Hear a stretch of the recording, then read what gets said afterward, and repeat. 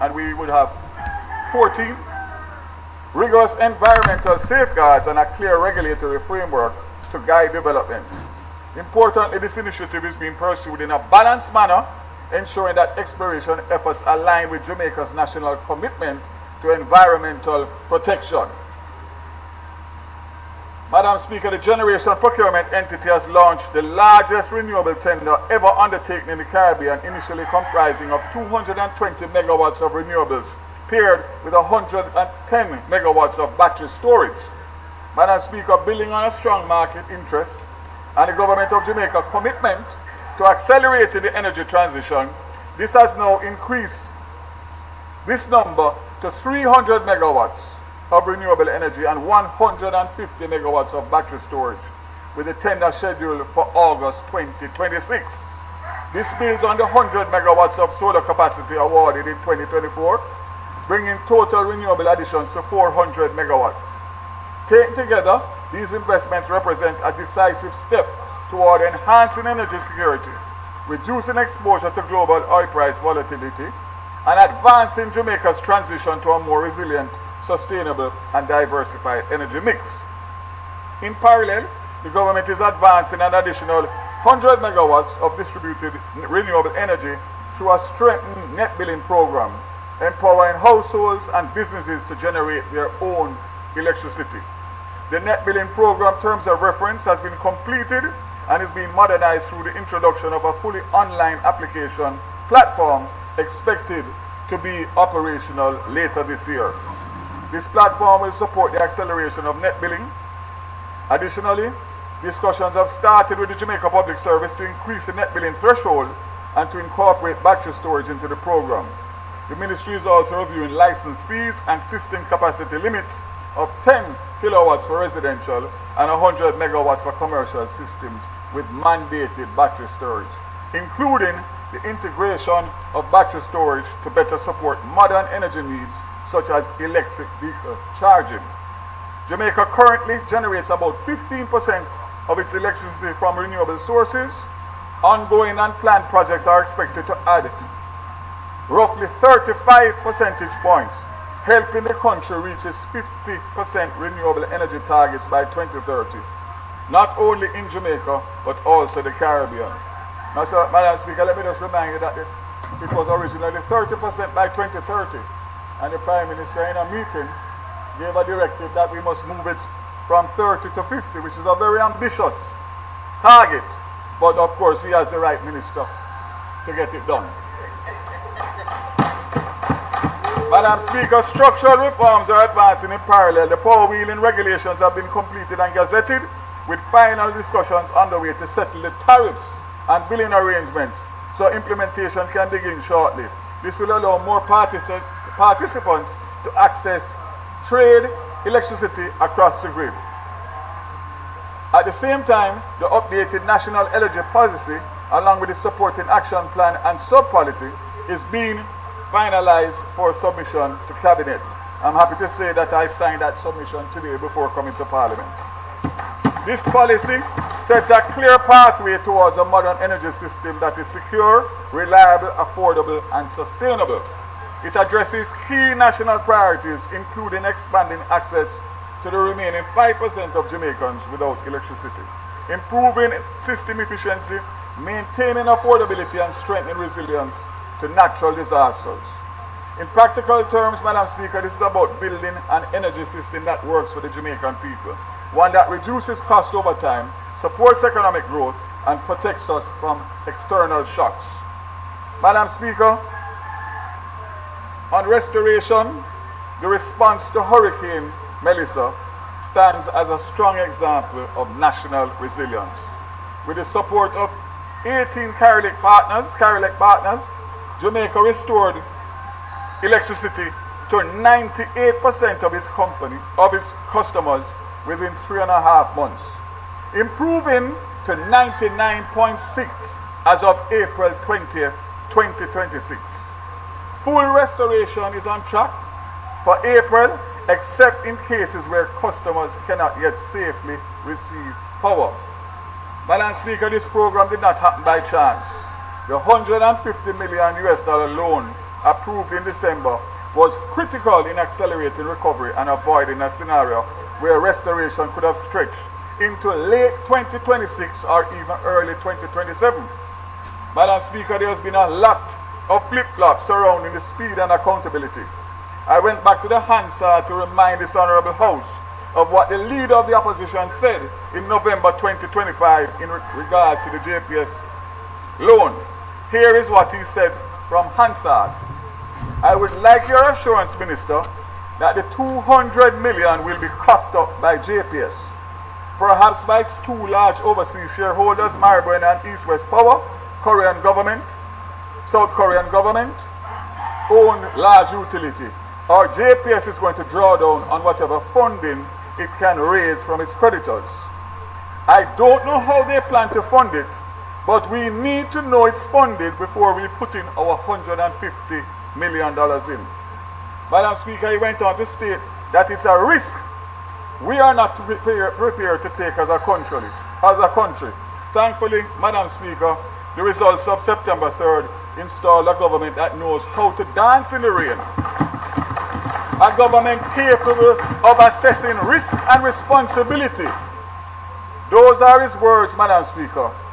The other member of the opposition, including the member from St. Catherine Southeastern, in a statement filled with more flaws than ours, said we should measure opportunity cost of fast-tracking the restoration by providing a loan to the JPS. Minister, hold a moment, please. Leader of the opposition, quick question. Are you standing on a point of order? All right. Opposition leader, you know our practice in respect of point of order. I am going to allow you to go ahead. I'm going to recirculate what really is a point of order.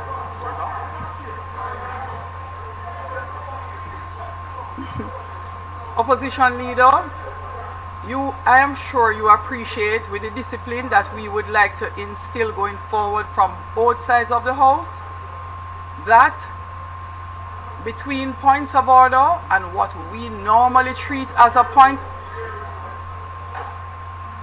I can actually have this discussion when somebody on the government side rise to their feet. You know, it really doesn't matter who is on their feet. So it has nothing to do with the opposition leader. All right, it is a general statement for us in the parliament. So a lot of what we call point of orders are actually interruptions because of other reasons, clarification, disagreement. Points of orders are not to be used in that way.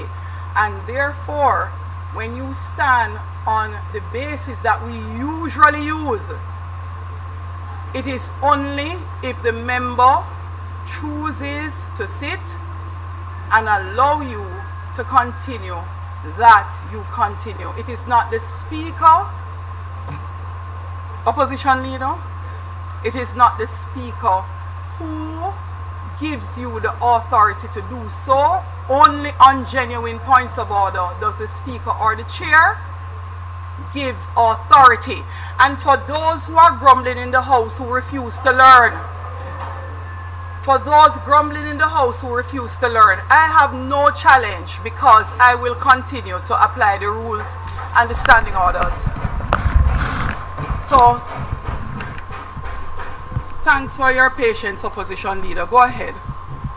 Yes, thank you. Madam Speaker, I rise on a point of order. The Minister has selectively quoted an excerpt from Hansard which, to make a point, which is misleading the House.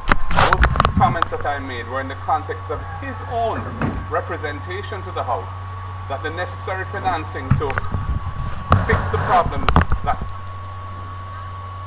Traveling the world? Just arrived to a new destination? Don't know how to get around? Or how to do it on a budget? 12go.asia will get you to your destination. And my point simply was, if it's 350 million US, how are you going to finance that? To draw down on a portion of it, which was inadequate to do the job, was imprudent. That's the point I made. And to put it in any other way is misleading the House.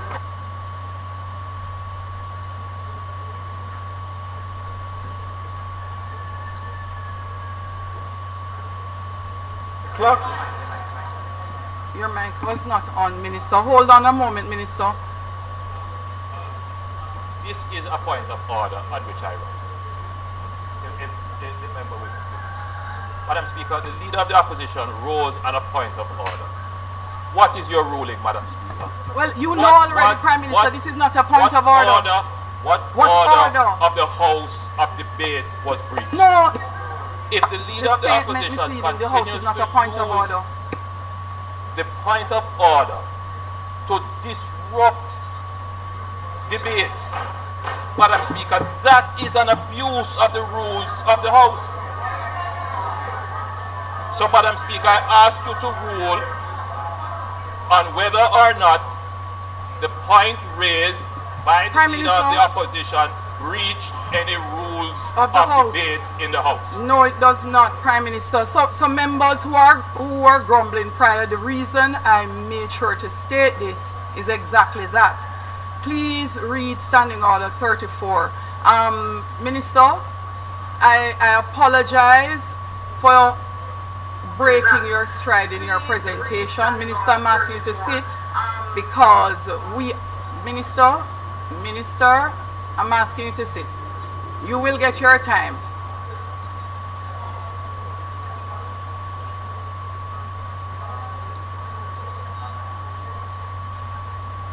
We'll go into that next, member Campbell, so we can go down that road after. So, Standing Orders 34 speak to interruptions. Interruptions subject to the provision of Standing Orders 26, 38, and 39, which speaks to privilege motion, closure of debate, and previous questions.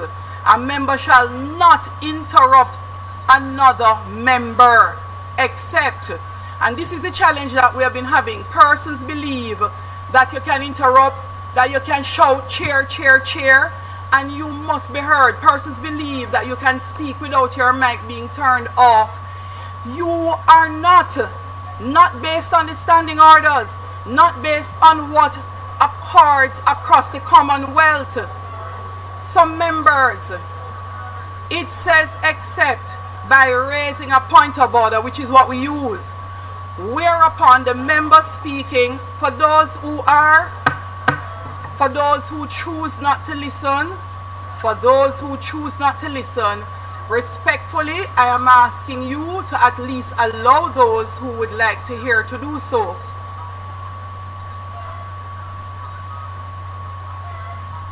Subject to the provision, a member shall not interrupt another member except by rising to a point of order, whereupon the member speaking shall resume his seat, and the member interrupting shall simply direct attention to the point of order which he desires to bring to notice. No, what we do, we actually make a statement that the person mislead, and then we go and have a debate about what they have misrepresented. That has been our practice. So it's not what was done by our opposition leader. Members, could I finish? To the point which he desires to bring to notice and submit it to the speaker or chair for a decision or breach of rules.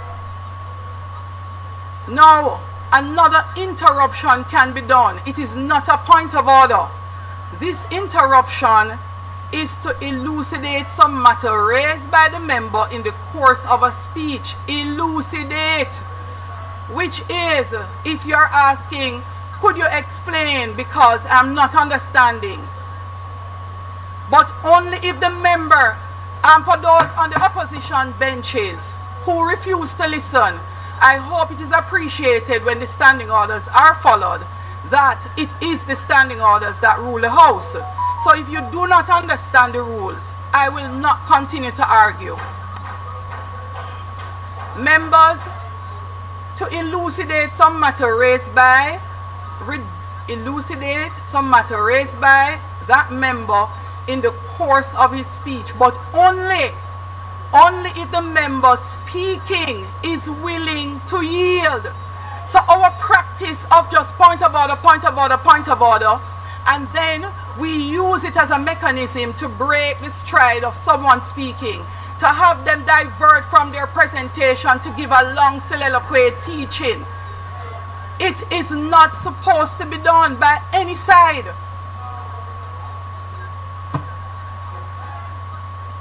No problem. So, until we learn what is a point of order, and you think it is actually very sweet to continue what you're doing,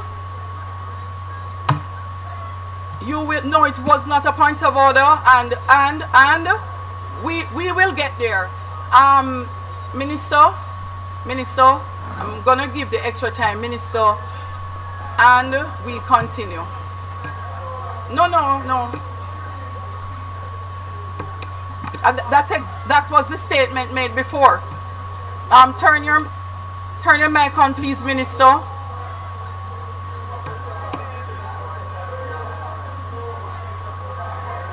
Madam Speaker.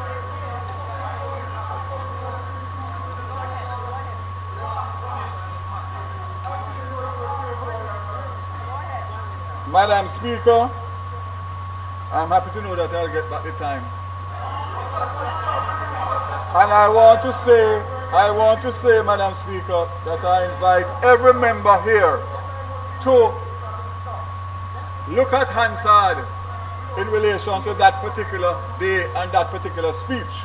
And what you will get from it is the fact that the $150 million that this government dispersed to JPS through a loan would never have been done if that side was where we are today in government. Absolutely not. And without fear of contradiction.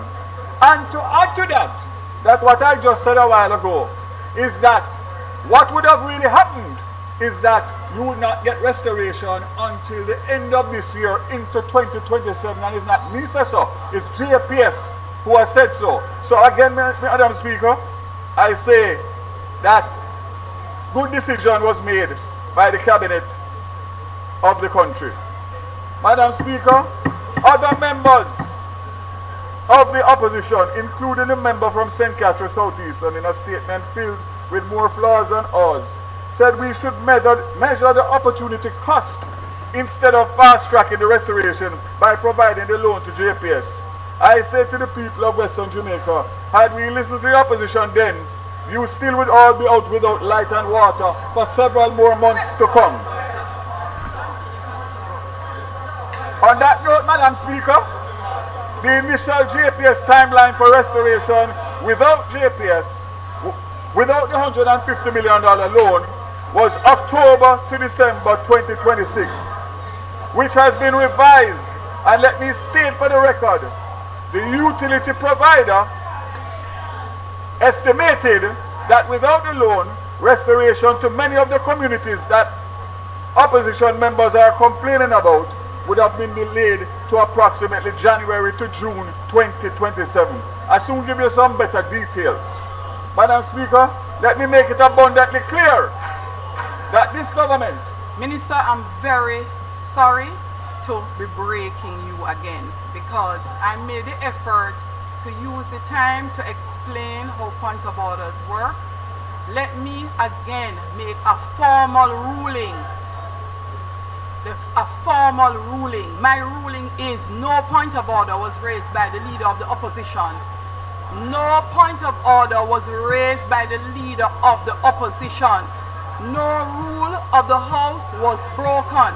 Now, because we keep having this discussion, and I would like to give the opposition as much latitude as is possible, since we continue to abuse and refuse to obey what is a point of order, I will ask the member to approach the bench so that I can understand what it is that he's being, yes, very much so, which the standing orders permit.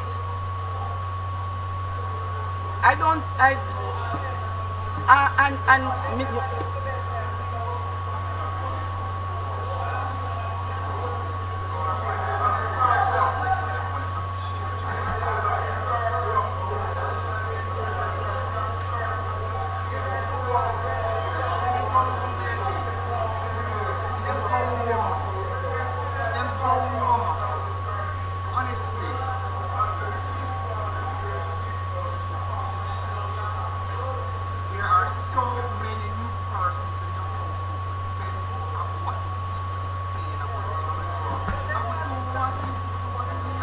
I don't know everything in the book, you know. I don't know everything in the book and how we practice certain things. It's wrong. At least let me hear. You just come. I would like to hear what she's saying. You just come. Let me hear.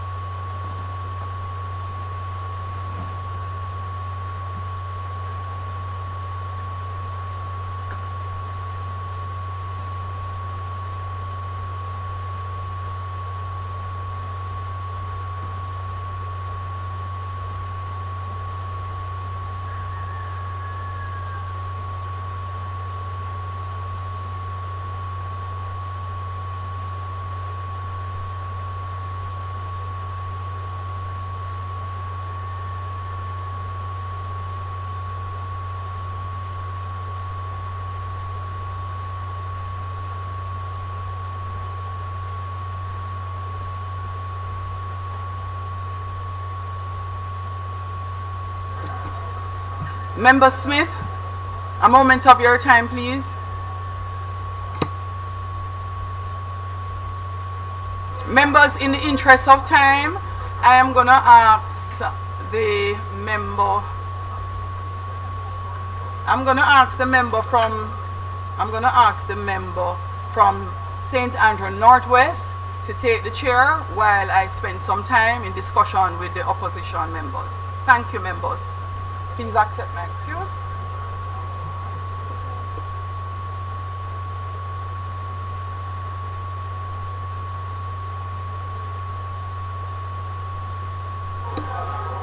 Minister.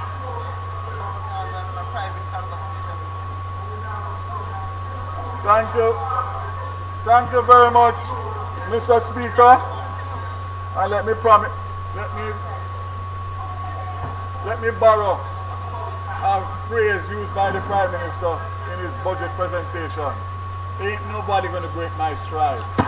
None at all. None at all. I notice, Mr. Speaker, how calm I am. It's against my personality. But I know the ploy, and I want to give the people of Jamaica the good information that they are looking for from a good government, Mr. Speaker. Madam Speaker, let me make it abundantly clear that this government has provided no further funding to JPS outside of the $150 million. And not only has electricity been restored to over 99% of Jamaicans, but critical infrastructure including water, ATM service, hospitals, and other critical services were restored as well. But it gets better, Madam Speaker. As of this morning, May 5th, the number of customers without power across Jamaica is 1,343. So we are now at 99.81%, Prime Minister. The parish breakdown for remaining customers is Westmoreland, 1,283, St. Elizabeth, 60. Of the remaining customers to be restored, approximately 40%, 538, are not ready to receive power safely due to property-related damage, leaving approximately 805 customers who can receive electricity service still to be restored. Remaining work has been severely impacted by difficult terrain, limited access to remote areas, adverse weather, and challenging ground conditions, which continue to slow the progress. The final phase of restoration will proceed at a measured pace with smaller daily gain.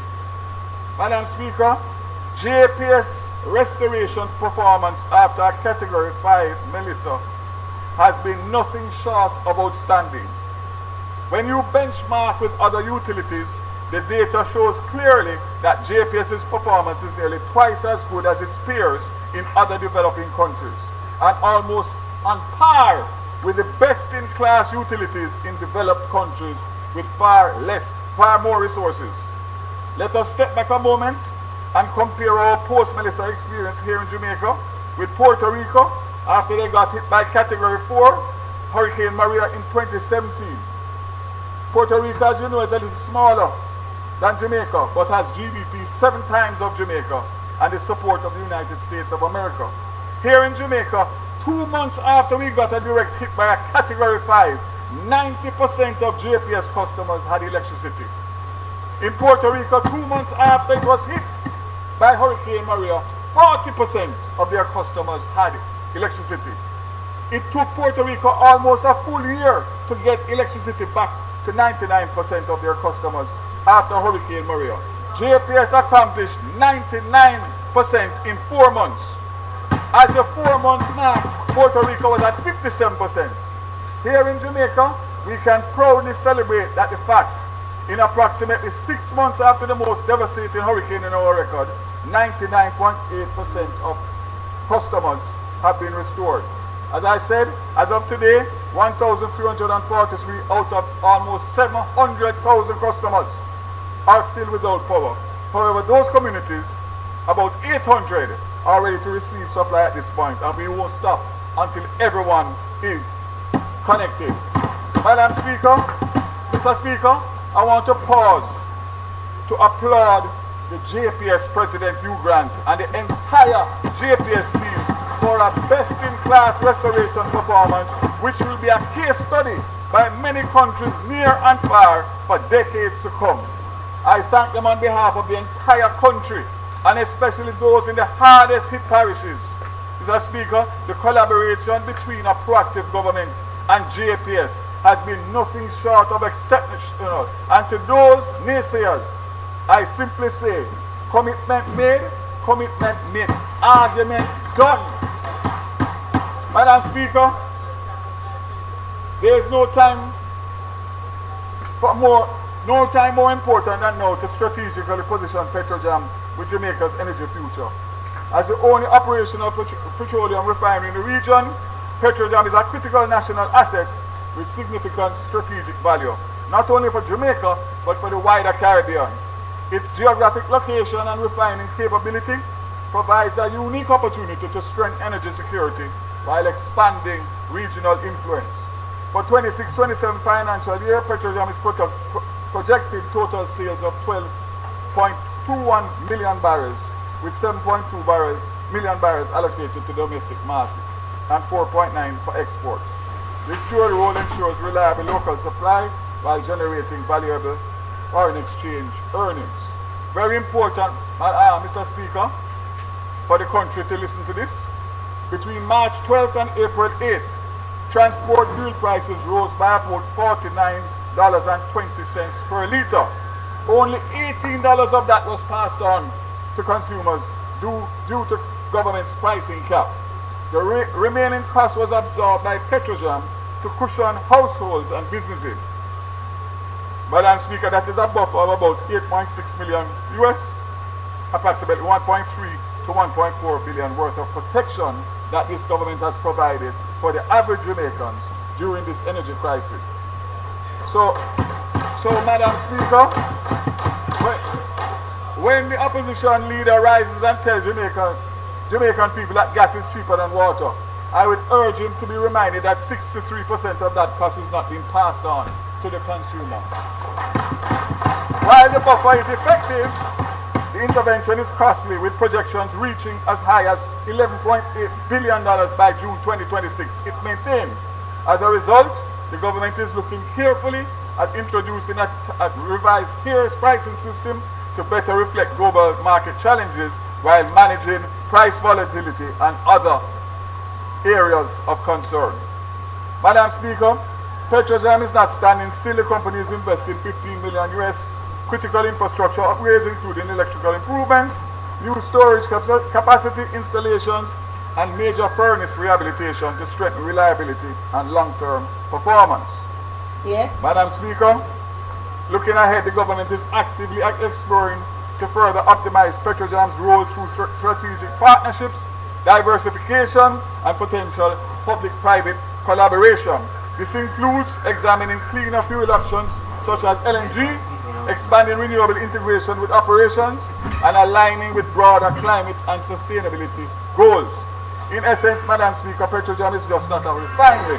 It's a strategic national asset that must be leveraged wisely to support energy security, economic resilience, and Jamaica's long-term development. Madam Speaker, over the last few years, the Ministry has embarked on a program of electricity sector reforms.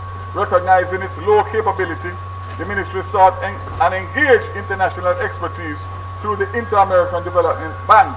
In March 25, we engaged the services of Francis Maud Associates to assist with a rigorous analysis and review of the electricity sector, with specific reference to an all-island electricity license and the robust regulation of the sector. This was achieved through funding from the Energy Management and Efficiency Program.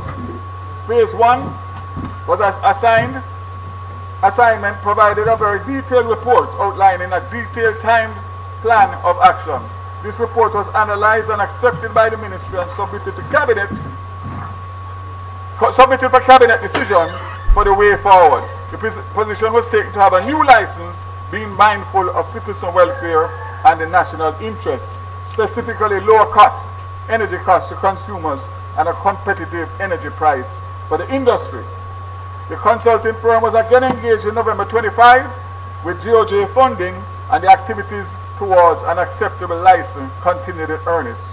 At this point, Cabinet has approved a heads of terms for the new license, which is to be negotiated with JPS subject to the execution of a non-disclosure agreement between the company and GOJ.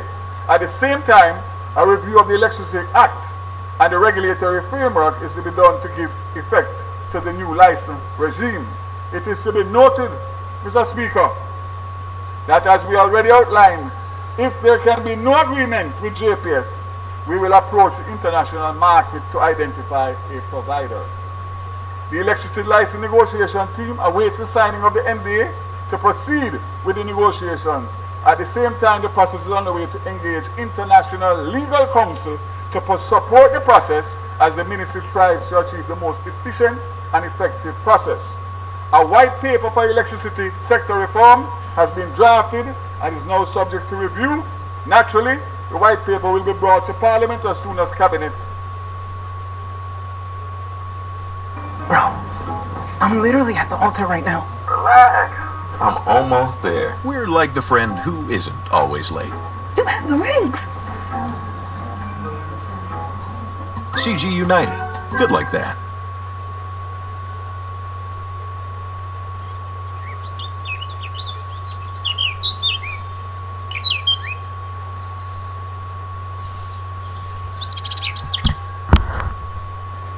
Seen before to Jamaica Social Investment Fund under a MOU with the objective of support to energy poverty. This is in addition to the over $200 million allocated to JSIF under the Rural Electrification Program. This is a part of efforts to address non-technical losses, and which all members of Parliament are very aware of. Madam Speaker, collectively these investments form part of a broader national strategy to expand equitable access to electricity, address non-technical losses, and improve the quality of life for the vulnerable households. An initiative with which all 63 members of Parliament are very familiar. The National Energy Poverty Reduction and Community Electrification Program, a total portfolio investment of $2.356 billion has been mobilized to support electrification efforts across the island. Key outputs include the wiring of approximately 7,500 households and the establishment of 3,825 grid connections and the construction of some 30 kilometers of pole line infrastructure. Notably, during this financial year alone, over 3,200 houses were wired across both programs, including targeted interventions in disaster-affected communities following Hurricane Melissa.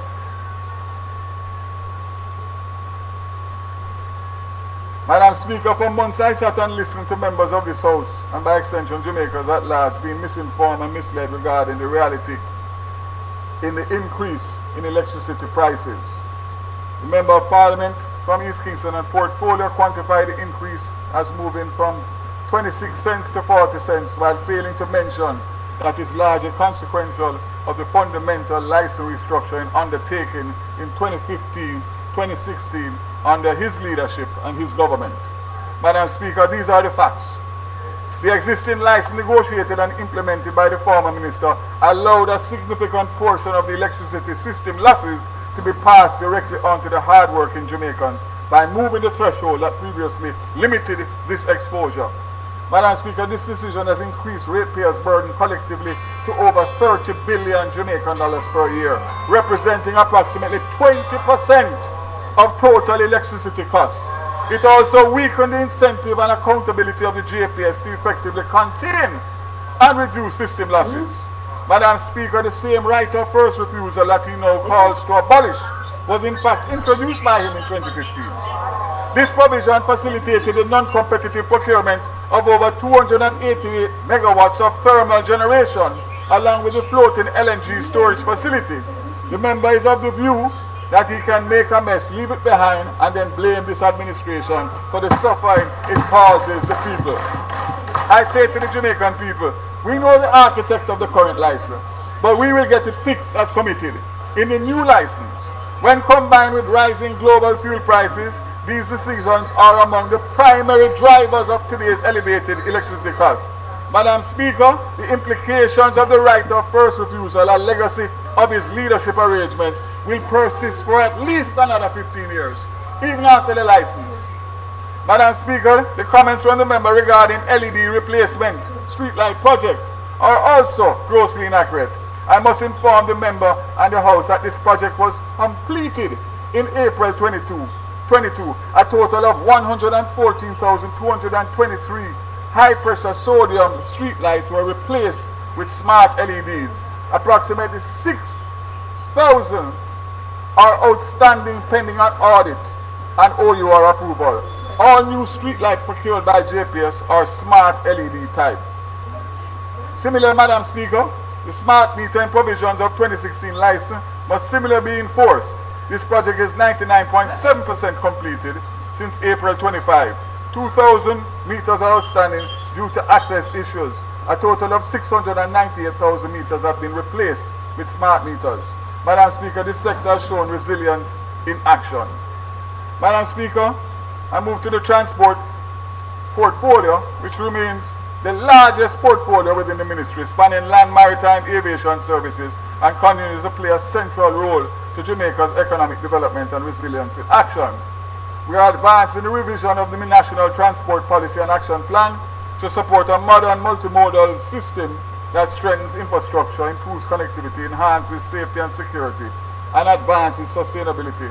With the support from the United Nations Development Programme, the updated framework is being finalized for submission to Cabinet as a green paper in this financial year. Road safety remains a national priority, and the National Road Safety Policy is updated to reflect current realities and align with the United Nations Decade of Action for Road Safety 2021 to 30. The updated framework will guide targeted interventions to reduce fatalities and injuries while strengthening coordination across Jamaica. Prior to my assumption of this portfolio, there was no allocation from traffic fines towards road safety efforts. Madam Speaker, I'm pleased to announce the approval of a 5% allocation to the Ministry of Transport of traffic fines, and for last year, April 25 to March 26, $155 million was allotted to the Ministry of Energy, Transport and Telecommunications, which will be used specifically to bolster national road safety efforts, including a sustained campaign, national public relation and education campaign. It works out to about $13 million a month, and some of these funds obviously will go a far way in putting together a public education campaign and behavioral change interventions across the country. Madam Speaker, through sustained partnership among the Transport Authority, the Jamaica JCF, and Island Traffic Authority, island-wide monitoring activities have been sustained. These collaborations continue to improve order and safety within the public transportation system. During the period under review, 1,915 vehicles operated illegally were seized, and 19,413 enforcement actions were carried out against operators. The measures have strengthened compliance, improved order in the sector, and contributed to a record licensing year, reflecting a 3.8% increase over the previous year. Transport Authority implemented several strategic initiatives to improve service quality, strengthen performance management, and enhance order across the sector. And I want to indicate very clearly that the Minister of National Security has been so successful in reducing the murder rate that I'd like to work closely with him to see how we can reduce road fatalities, because that is at an unacceptable high, similar to where crime and murder was in recent years. So, Madam Speaker, I just want to indicate to the House and to the wider Jamaica that now that Melissa has settled down, that this will be one of my areas of focus over the next few months in this financial year. Madam Speaker, ride-hailing services remain a pressing concern for this government as we seek to modernize Jamaica's transport sector and ensure safe, regulated, and accessible mobility for all citizens. I'm pleased to advise that Cabinet has granted approval for the development of the National Ride-Hailing Policy, establishing the foundation for a comprehensive regulatory framework. This framework is necessary to guide the operations of ride-hailing in Jamaica. A steering committee has been established to provide oversight and ensure stakeholder engagement throughout the policy development process. Madam Speaker, the next stage is to develop a policy green paper. Work is actively underway to advance the development of this paper to be tabled in Parliament within the next 3 months. This ministry is committed to transparency, and the draft policy will be exposed to public scrutiny, ensuring that all voices of citizens, operators, and stakeholders shape the final framework.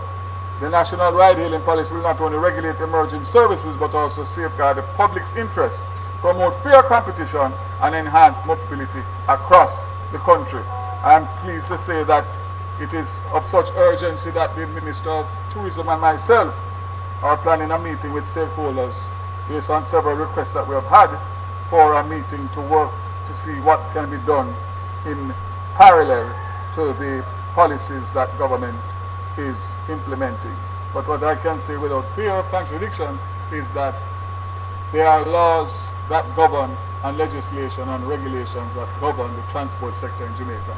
And nobody, no matter how big they are, is going to come and undermine that. They either work within the context of that, or we will have to deal with it accordingly.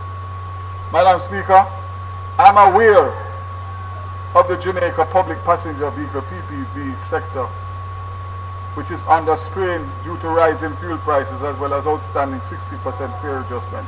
Fuel now accounts for 65% of monthly operating expenses, alongside increasing tolls, insurance, and maintenance costs, threatening the sector's sustainability. As I have said before, the issue of the 16% fare adjustment is under continued consideration, bearing in mind the effects on inflation, and of course, as they say, bad luck goes on. Every time we are at that point, we either have a hurricane or something to disrupt our economic forecasts and plans. But I give assurance that commitment was made and a commitment will be met. Long-term solutions include fleet modernization through an updated vehicle age policy, incentive for electric and hybrid vehicles, technical and financial training, and improved parking infrastructure.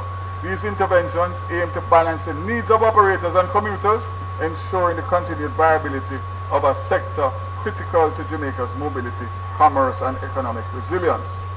The Island Traffic Authority to continue to play a central role in advancing government's priority for safer roads and improved public service delivery.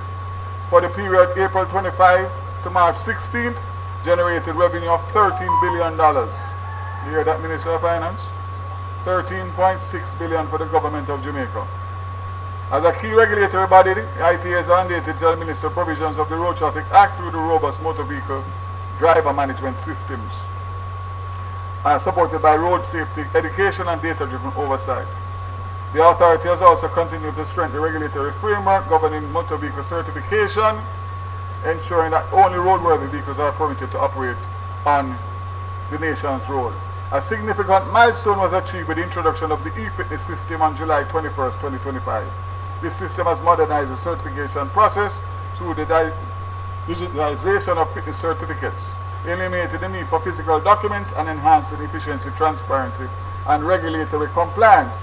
This initiative represents a critical component of the authority's broader digital transformation agenda. These outcomes reflect strengthened compliance and improved operational efficiency, while bolstering public confidence in the regulatory system.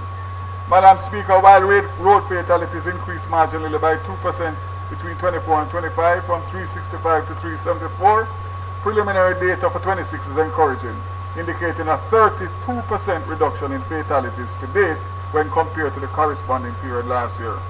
Madam Speaker, the authority has expanded its public education initiatives across school, workplaces, and communities, including the learner driver education, the road safety awareness engagements, over 105,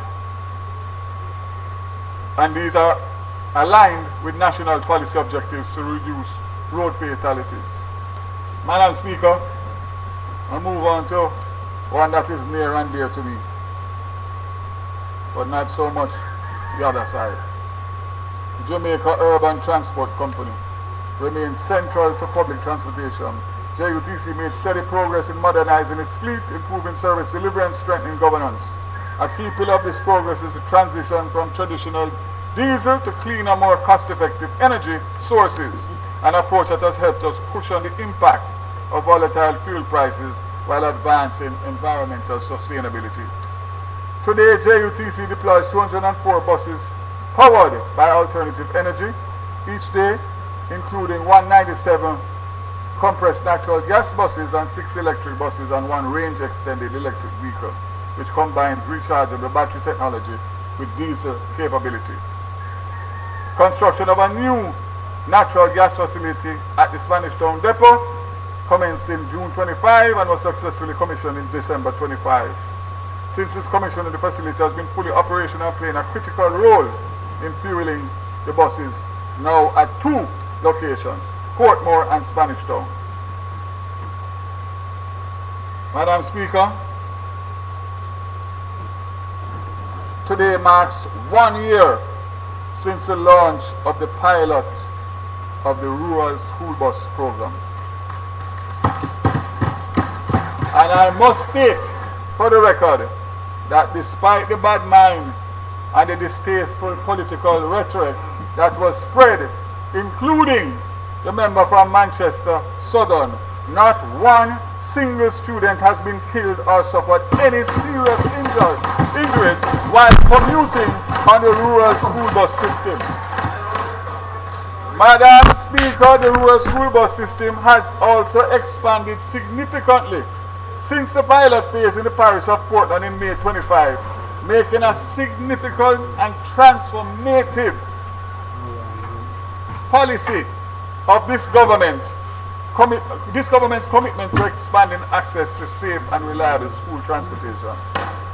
Following the success of the pilot, the program transitioned to a phased national rollout under the management of the JUTC. Phase 1 has been successfully completed, establishing a strong foundation for continued expansion. To date, 110 rural school buses have been deployed, each selected to accommodate varying routes, conditions, and passenger needs. And the program, still in its early stages, is transporting between 15 and 20,000 students per day. Phase 2 is now underway with plans to introduce 100 new school buses.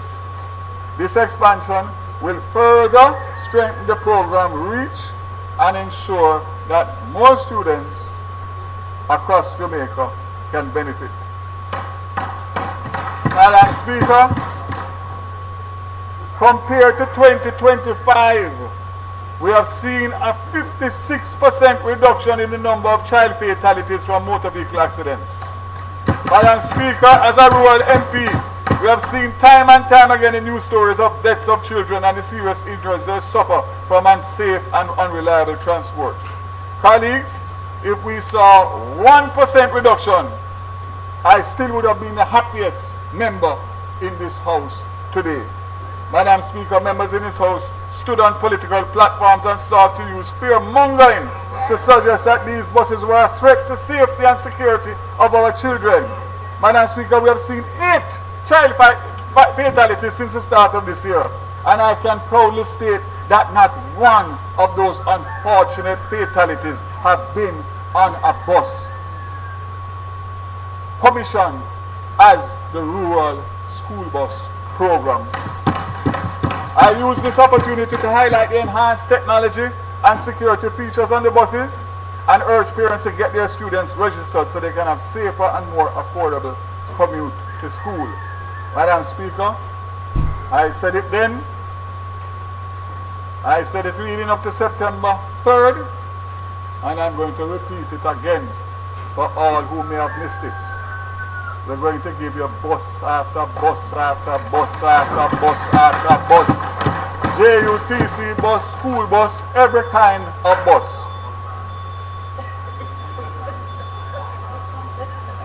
Oh, yeah, I can continue. Thank you, Mr. Speaker.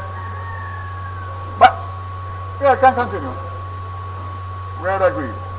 Madam Speaker, our efforts regarding the safety and security of our students extend beyond the Rural School Bus Program into our tertiary institutions. Significant strides have been made to address the transportation challenges facing tertiary student population. The primary focus of these interventions have been to improve safety and accessibility for students attending late evening classes. In direct response to the request for extended operating hours, the JUTC has successfully implemented later departure time for key student commuter routes. Madam Speaker, let me commend the staff at JUTC and the respective student bodies, organizations at these institutions for the work done to make this a success. And that will be UTEC and the university. Madam Speaker, charter revenue for the period April to January total $121 million, representing 86% above budget of $65 million for the period. Revenue passengers for year to date, January 26, total 16.3 million, which is 29% below budget of 22.54. Approximately 39% or 502 million of fare revenue related to a smart card usage, and 55% or 8.83 million use smart cards to pay fares. Currently, approximately 41% of adult passengers use a smart card, compared to 100% usage among concession passengers. At the end of January, 70 active point of sale locations were operating across the KMTR, including 4 JUTC top-up points to facilitate. Madam Speaker, to prevent further losses and safeguard the company's resources, the JUTC, in collaboration with the law enforcement, has implemented a targeted and multifaceted approach. Enhanced intelligence gathering and efforts have strengthened coordination with law enforcement. The JUTC continues to work closely with the JCF and Madam Speaker, Mr. Speaker, since the implementation of these measures, the fare revenue year to date was 1.42 million or 12% above the 1.26 for the same period. Plans are underway to procure another 100 additional JUTC buses to expand and renew the fleet, improve reliability, and replace aging units. The government will continue to prioritize cleaner and renewable energy options where feasible in support of sustainable transport. Madam Speaker, Montego Bay Metro ridership exceeded 1 million passengers for the first time in its 29-year history. Prime Minister, I'm going to repeat that for you. Montego Bay Metro, and for Minister Bartlett and the other Western members of Parliament. Montego Bay Metro ridership exceeded 1 million passengers for the first time in its 29-year history, reaching 1,003,000 and expected to rise to above 1,073. Growth was driven by 4 new routes carrying over 250 passengers, expanded service across 11 routes, and increased daily bus deployment from 10 to 13. Madam Speaker, this again demonstrates the commitment of this administration to implement sustainable transportation solutions for all Jamaica. For those of you who represent St. James and the interiors of St. James, I have the Hill Routes buses coming. Similar to how we have them for West Rural St. Andrew and East Rural St. Andrew, we find that that is a big challenge for the commuters in Montego Bay proper, getting into the hills and valleys. So that is coming on stream. Madam Speaker, maritime and international air transport, Jamaica was re-elected to Category C of the Council of International Maritime Organizations. It's an important platform to represent Caribbean and small island states. This year, Jamaica will proudly mark 50 years of membership with the IMO, and this milestone speaks to decades of engagement, leadership, and commitment to the goal of the global maritime sector. Air service agreements, Madam Speaker, we continue to sign them and get them out, and we are looking to do Curaçao later on this year, further strengthening regional connectivity and opportunity. Airports Authority of Jamaica, Jamaica's aviation sector led by the Airports Authority of Jamaica has demonstrated resilience in the face of significant external shocks while maintaining strong regulatory oversight and operational continuity across its network, including the Ian Fleming Airport and the domestic aerodromes, while overseeing major international gateways such as Sancho International Airport and Norman Manley. Despite an early 2025 sluggish growth, improved travel advisories and increased events supported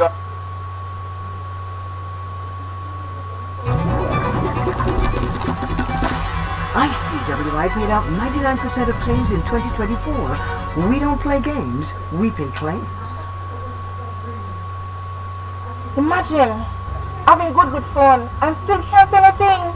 Auntie, I know your phone and your eye. Order it online, like mine. Here. 1 week later. We do I look younger? I still can't see anything. Let's go get proper glasses.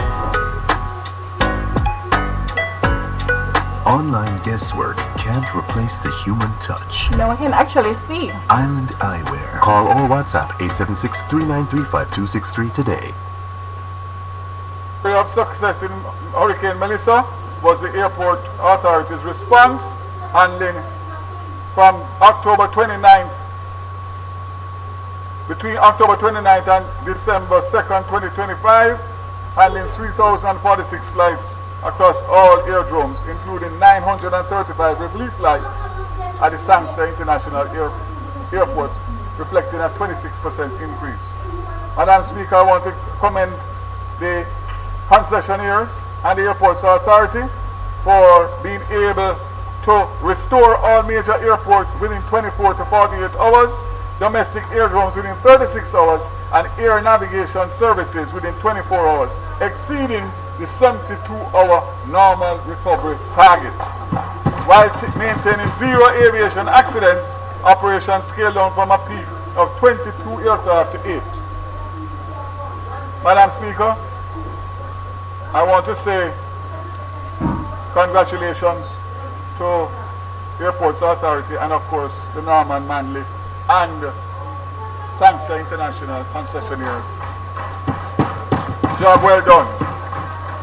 Madam Speaker, in today's world, the strength of a nation is measured by the strength and resilience of its digital infrastructure, and the telecommunication sits at the very center of that reality.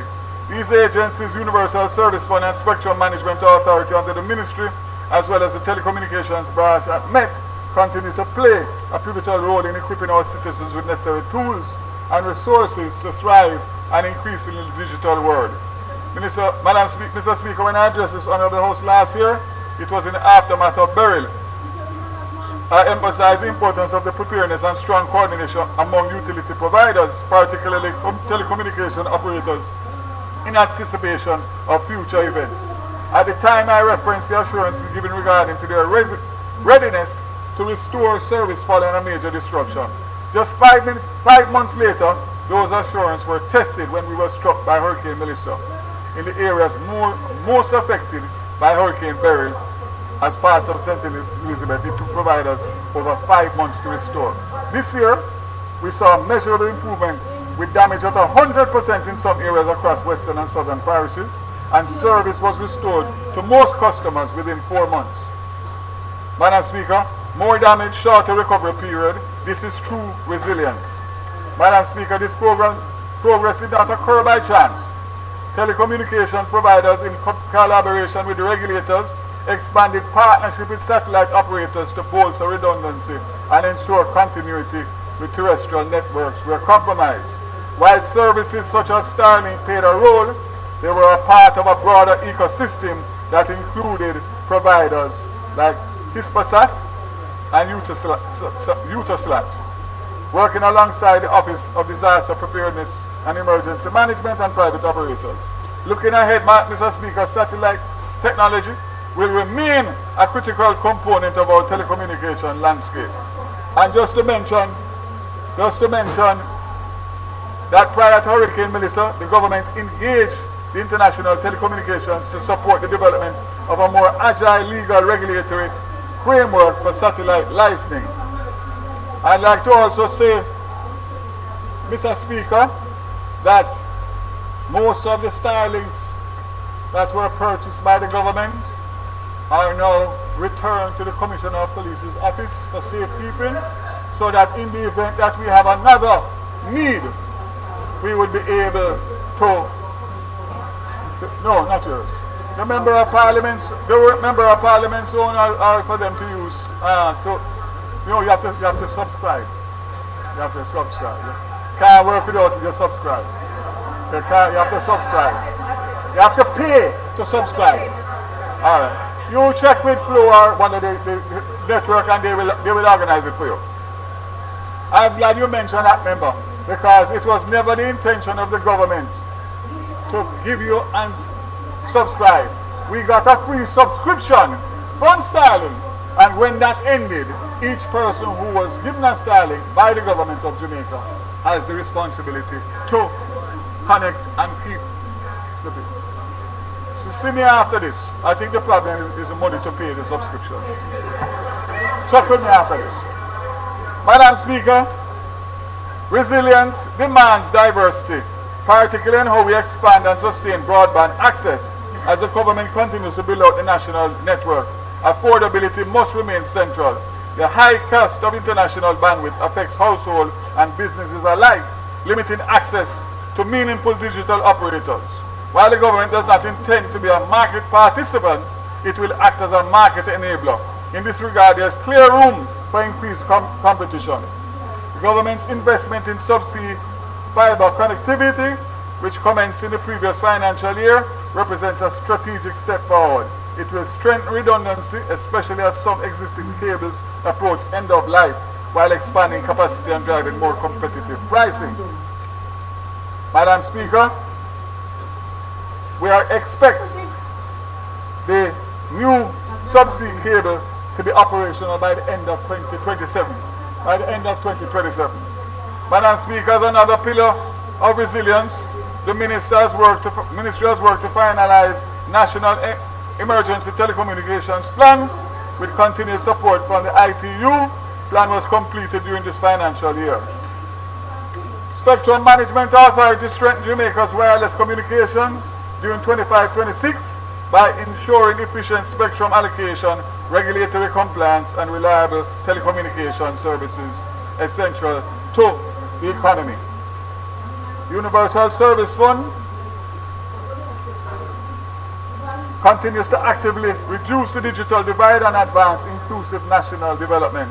Through a partnership with e-learning, the following devices and you can see it on the screen, have been distributed over the past 10 years with a value of tens of millions of US dollars.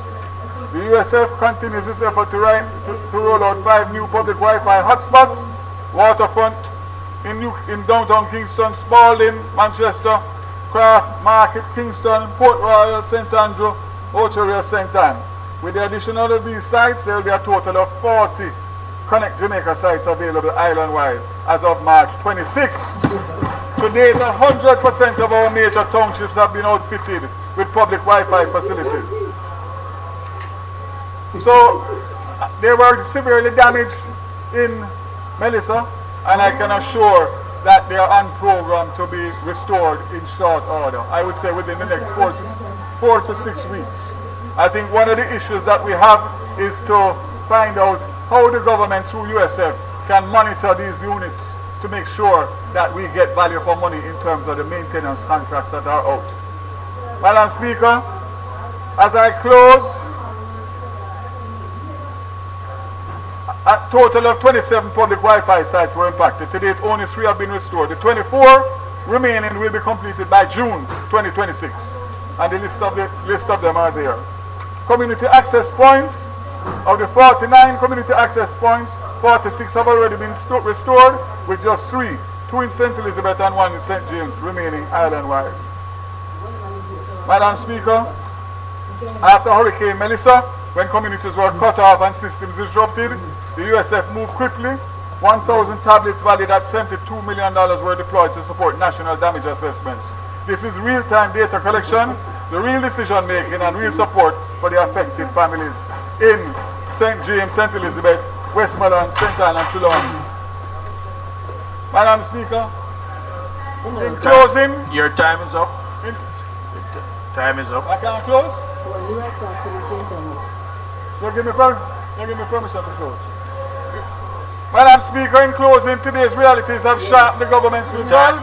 Minister. You know, with permission, with permission to close. Madam Speaker, God bless Jamaica. And God bless the Anglo-Honest led administration. May God continue. Thank you very much, Minister.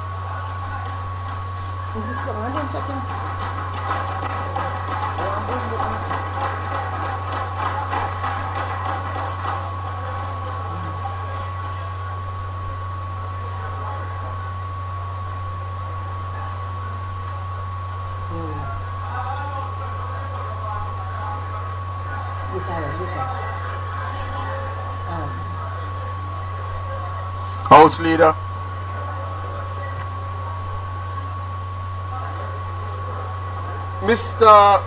Mr. Speaker, we thank the member from Portland Western, the Minister of Energy and Telecommunications, for a comprehensive, action-oriented presentation full of what has been done and more good things on the horizon. We will now turn to the member from St. Andrew South Western.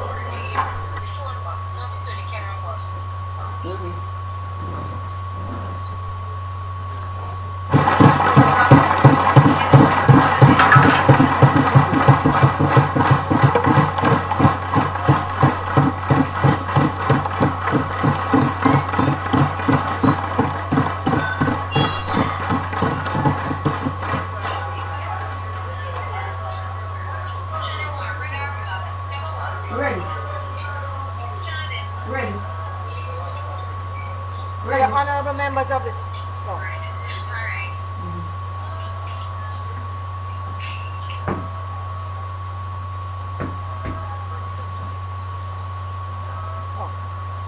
To the honorable members of this house, I am guided by the enduring truth of Proverbs 19:17. Whoever is kind to the poor lends to the Lord, and he will reward them for what they have done. I had in my presentation, a whole page and a half of that. If you are part of the team who has helped me be here doing what I'm doing, I say thank you. I hope you understand why I do not have the time to call you by name today. So I want to start, first of all, with the historical foundations of social protection in Jamaica. Jamaica's social protection framework owes its most enduring advances to successive PNP governments, which have consistently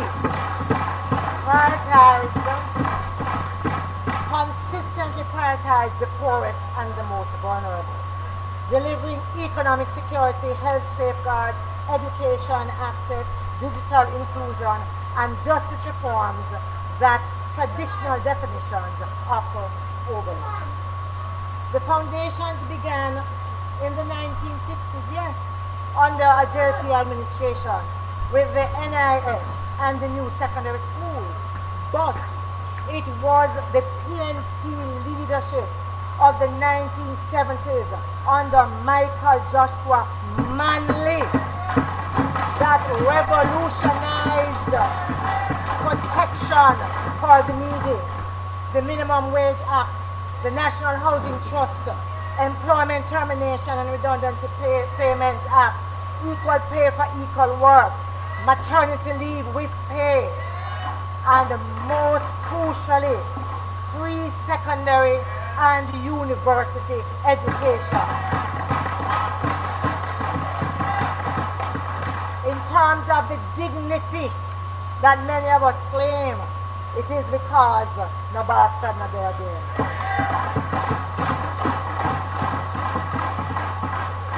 These policies shattered barriers of poverty for generations of Jamaicans, providing the catalyst for national progress that endures today. The PNP government pressed forward in the 1990s and 2000 with targeted lifelines like PATH, the National Health Fund, the National Health Card, the drug window for the elderly, directly shielding vulnerable families from destitution and illness. At the time of its introduction in 2014, PATH was seen as a landmark framework, articulating a comprehensive commitment to addressing poverty, inequality, and vulnerability. And it stood as the first strategy of its kind in the Caribbean, positioning Jamaica as a regional leader in the design and articulation of social protection systems. The then Minister of Finance, Dr. Peter Phillips, described the strategy as path-breaking, reflecting the collective efforts of the PIOJ, the Ministry of Labour, international partners, and a wide cross-section of stakeholders. Visionary, though underappreciated, is the Universal Access Fund under the member from East Kingston and Port Royal,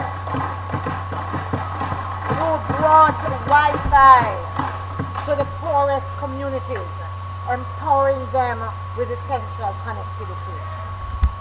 In a modern triumph, the 2015 Dangerous Drugs Amendment Act, spearheaded by the then Minister of Justice, Minister Mark Golding at the time, protected thousands of low-income Jamaicans from criminalization, from being framed, from incarceration for small-scale ganja use, including sacramental rights.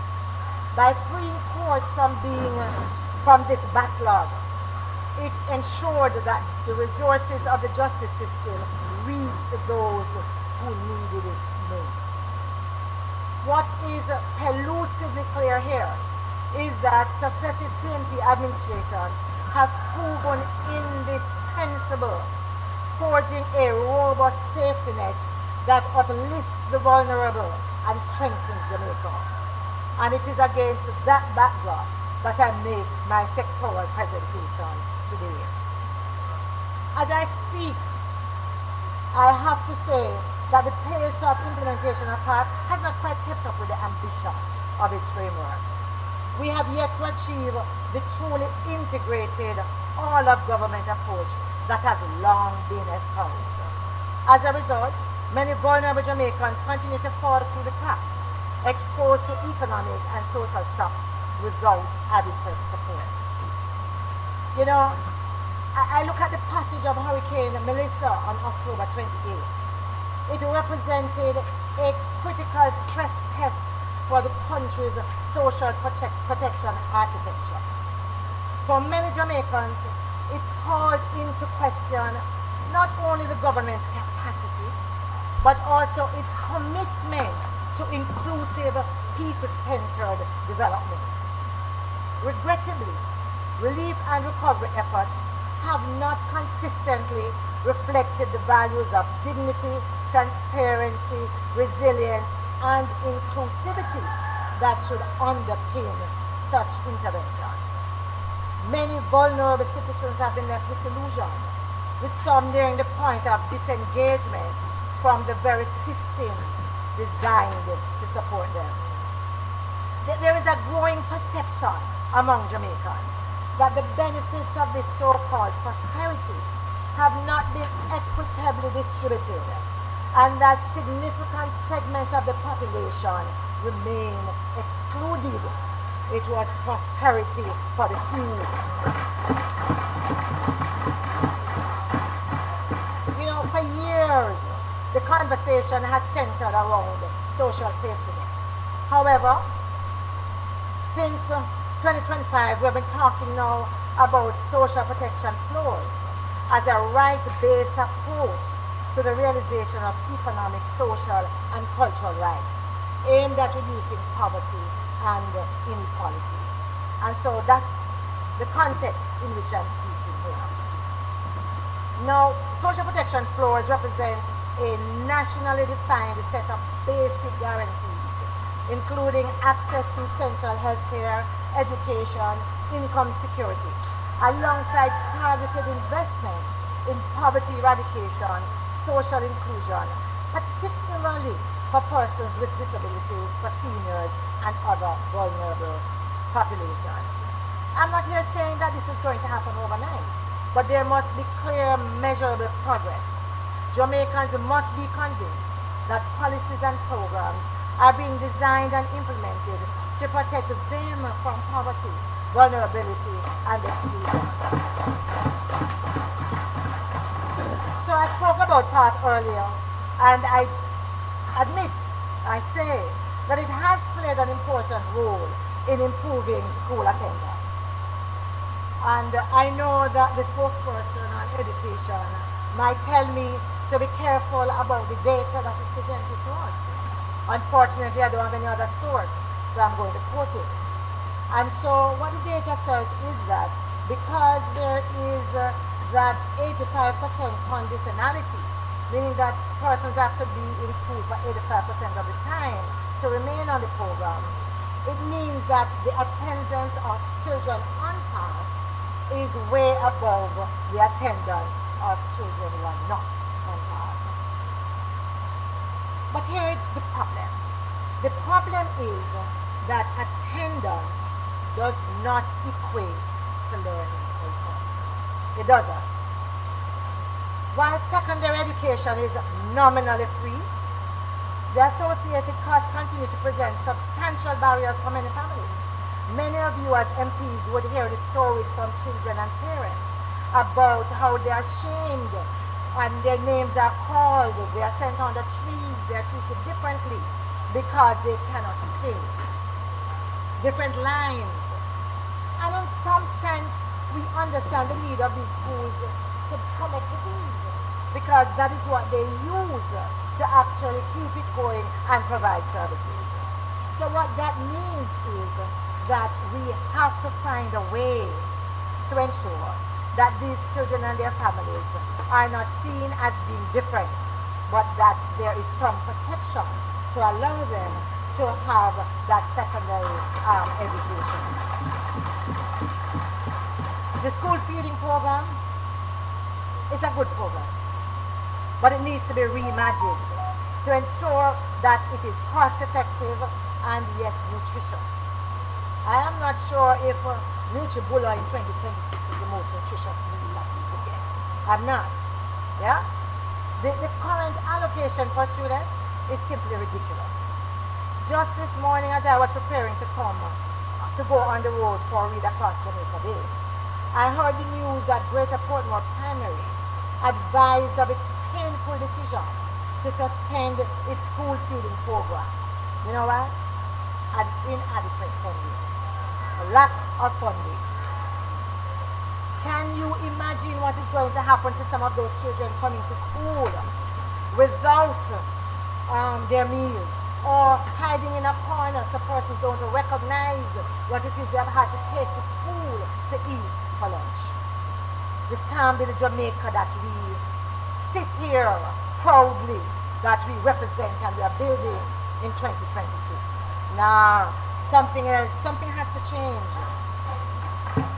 And so, the opposition is calling for a decisive shift towards implementation, which includes integrating diagnostic assessments, remedial support into path conditionalities, strengthening inclusive education system, and providing targeted financial assistance to reduce the burden on vulnerable families. And I say it already, the meals, yeah? We have to look at it differently.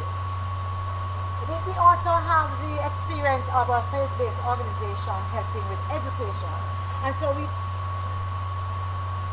Flying to Asia? Already there? Don't know how to get around? Or how to do it on a budget? When2go.asia will get you to your destination at the touch of a button on your smartphone, offering you airport transfers.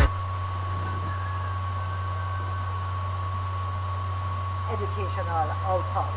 We want to see more of that.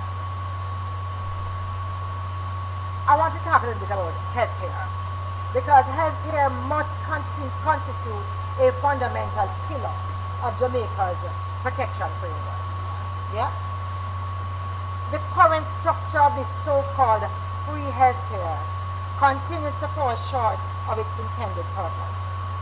And I'm not here to make the presentation that the spokesperson on health will, but I do know that in practice, many patients are still required to procure basic amenities and incur out-of-pocket expenses for routine services.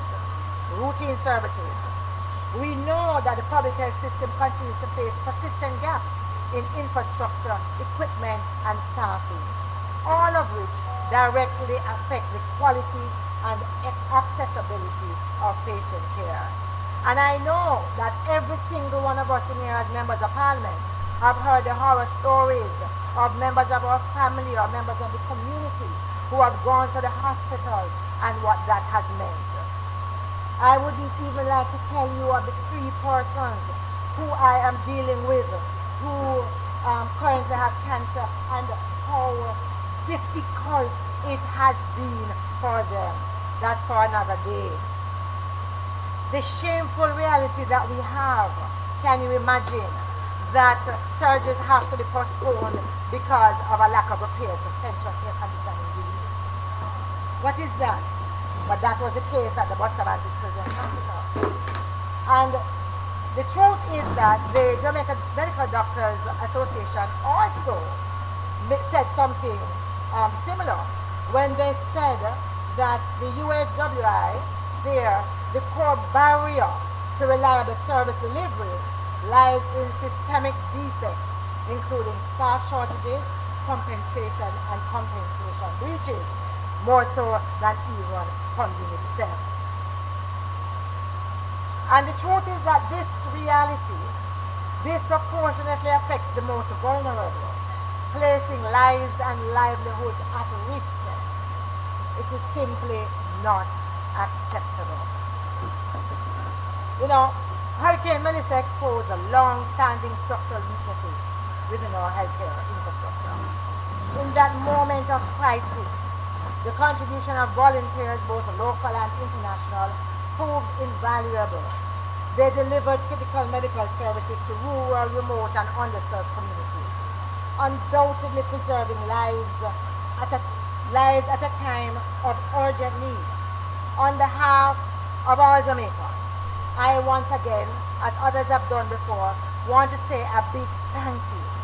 However, I am clear that voluntarism is not a substitute for a resilient and adequately resourced national system.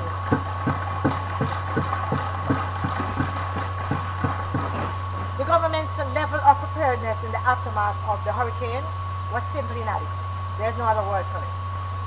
As the reconstruction efforts continue, there must be a deliberate shift toward building resilient healthcare infrastructure capable of withstanding future climate-related events. Further concerns arise with the abrupt departure of the Cubans. I would not like to tell you the number of individuals who right now are uncertain and distressed, yes, in light of the challenges about where they go for health care.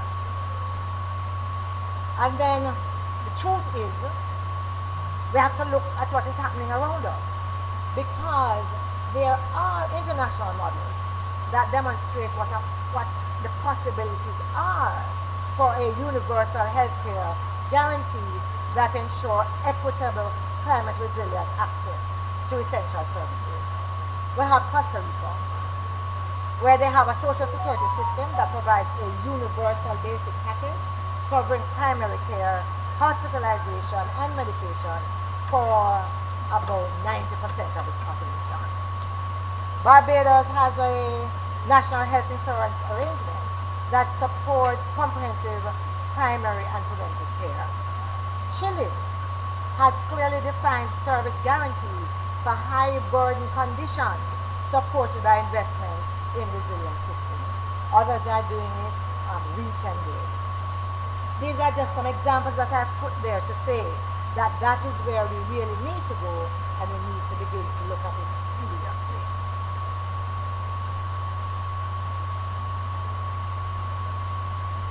Decent work and livable wages. Without this, social protection is incomplete. Decent work and livable wages determine whether families can eat, send their children to school, recover after disasters, or contribute productively to national rebuilding. Jamaica cannot achieve a durable social protection floor without legal certainty on wages, workplace safety, social protection, and recognition of service.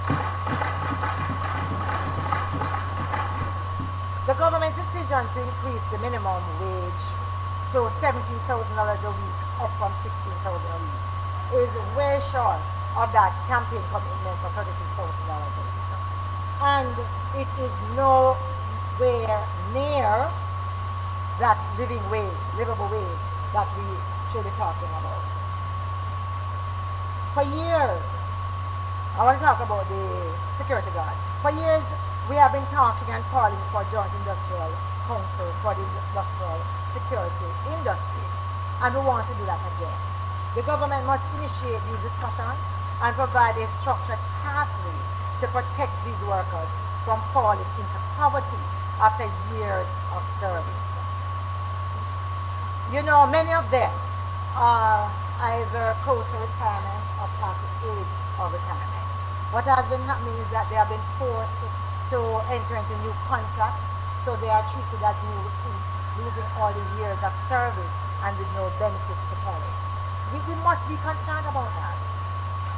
And then let's talk about the OSHA bill, which was intended to replace the outdated Taxes Act of 1942. It was first tabled in Parliament in 2017.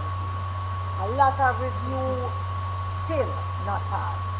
We have heard the recent promises of the minister, yes, that it will be passed shortly.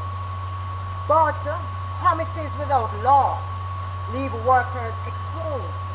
And as Jamaicans, we know that promise is comfort to us. What is needed is statutory funded systems that deliver livable wages, safe working conditions, and enforceable protection. In December 2025, the Red Cross reports that we had 156,000 homes that were damaged and in need of repair, with approximately 90 families directly affected. Last week, the minister said that 114,000, yes, 156,000, and 90,000 families, yes, directly affected. Last week, the minister indicated that 140,000 households were assessed. But I want to talk a little bit about that. Because honestly, the optimism and glee with which the minister speaks does not accord with the lived experience of the majority of individuals who are still reeling from the devastation of Hurricane Melissa. Many of them have not yet been assessed. They're not even so sure how to get assessed. Yes? Others have been assessed but are still not aware of their status. Yeah? And then again, others have been sent their information and it is still a quandary about exactly where they fall. It seems to me that the system was not built for transparency nor from accountability, and that is a big problem. When individuals go to the parish offices, the woes that they tell, yeah?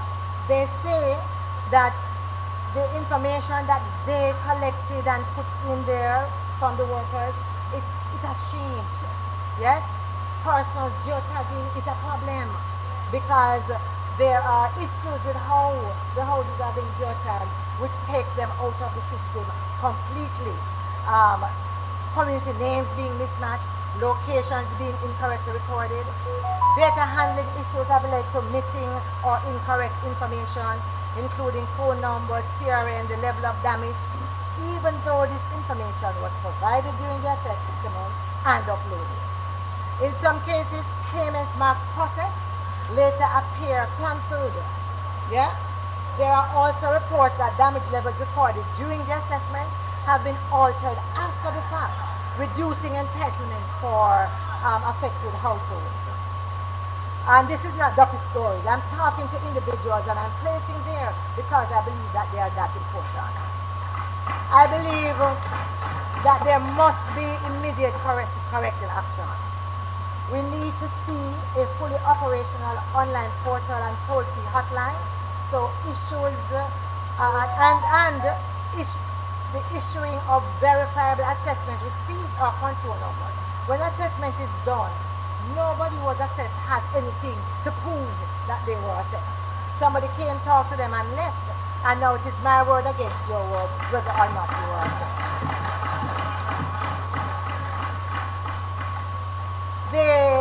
The inefficiency that prolongs the suffering is just simply not administrative failure. It is a failure of responsibility. And I think that needs to be owned. I want to talk a little bit here now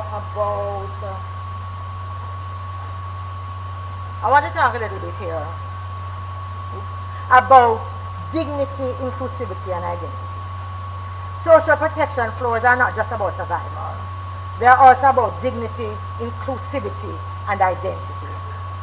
Dignity requires that support be delivered in a manner that respects individuals, protects their privacy, and avoids unnecessary hardship and humiliation. Inclusivity requires the full and effective implementation of the Disabilities Act.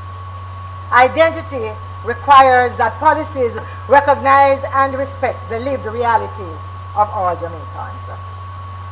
Consider Rastafari a pillar of our national identity, celebrated globally through music, philanthropy, and culture. Yet our laws treat it simply as a religion, overlooking its holistic essence and how that then influences spiritual sacraments, economic livelihood, natural health practices, and environmental stewardship. Yeah? Current protections do not go far enough. Yes, the amendments to the Dangerous Drug Act offer just partial relief, but without explicit constitutional recognition. We need to go further. I also want to talk a little bit about what this dignity and inclusivity means. We are descendants of Nanny of the Maroons. We are descendants of Paul Bogle. We are descendants of Sam Sharp. What that means is that many of us who are sitting in these hallowed chambers, in this house, are only here because there were individuals who dared to buck the system. Because there were individuals who said, I will not be treated as a non-entity. Because there were individuals who said, you cannot strip me of my dignity and my integrity. I believe that those of us who have the privilege to be sent in this house deserve to present to the people of Jamaica the same courage of our ancestors. We cannot sit in the chambers and be treated like children. We cannot sit in the chambers where persons use the bully pulpit to say just about anything they want, and we have to sit silently. As educators, we know that we teach children differently from adults. We talk about pedagogy and andragogy. Because adults are self-directed learners. Because adults want their experiences to be validated in how we deal with them. This is no different in the chamber.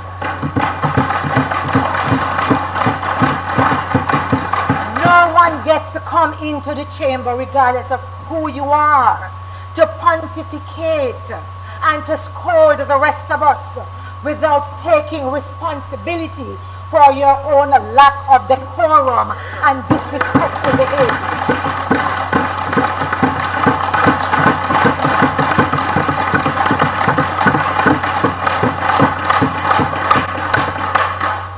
This for me is fundamental. It is about who we are and it is about our identity. I say to my boys, I say to my nieces, when you are in a relationship, allow no one to strip you of your dignity. Allow no one to make you feel as if you are not worthy. I am duty bound, therefore, to live what I preach and to be an example to those that I have been saying, do not allow others to trample over you.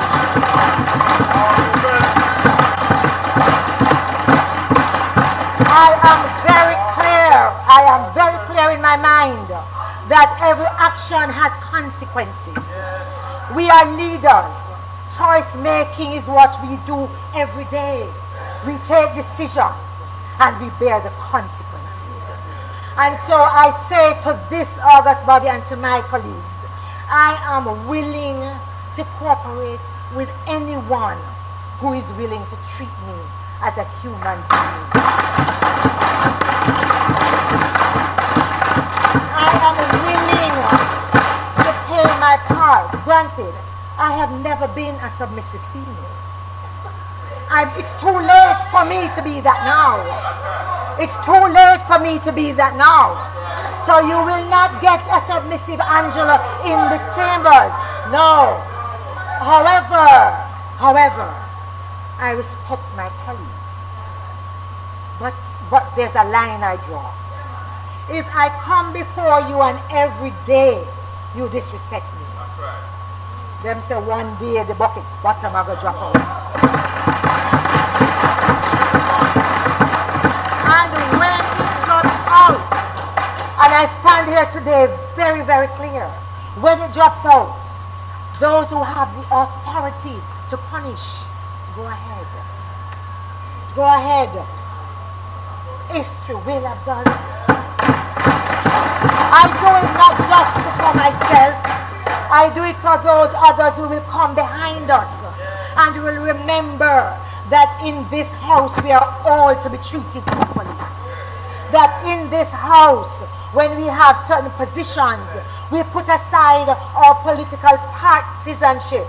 And if we can't, we step aside from the position that requires it.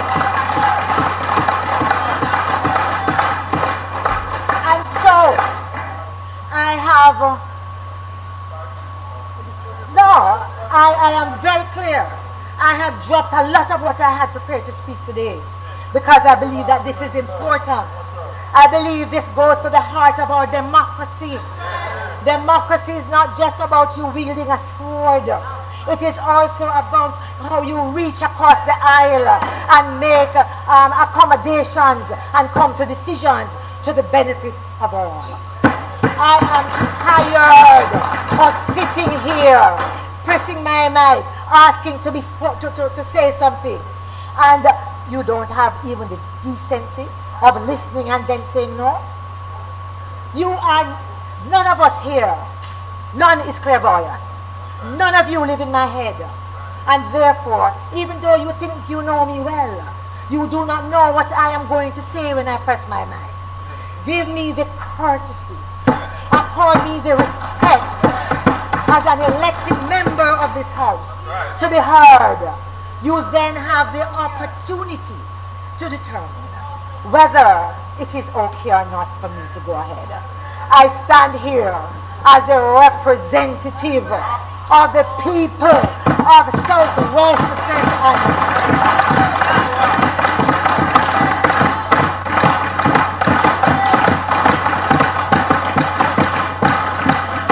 I come from the traditions of Portia Lucretia Simpson.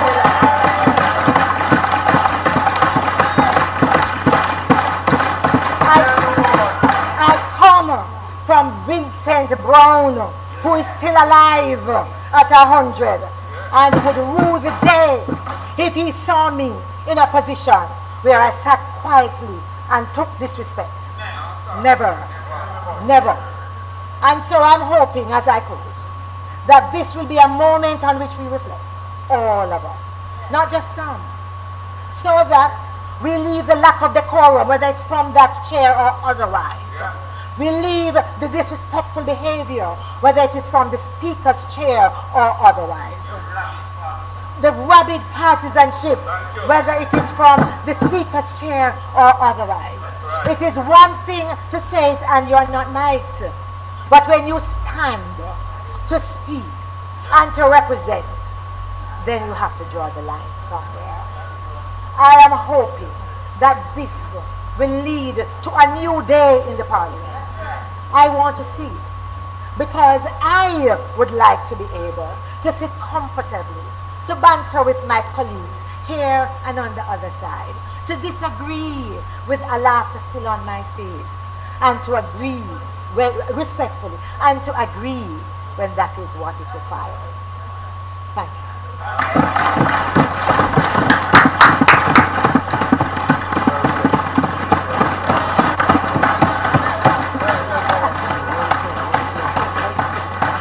Warrior that.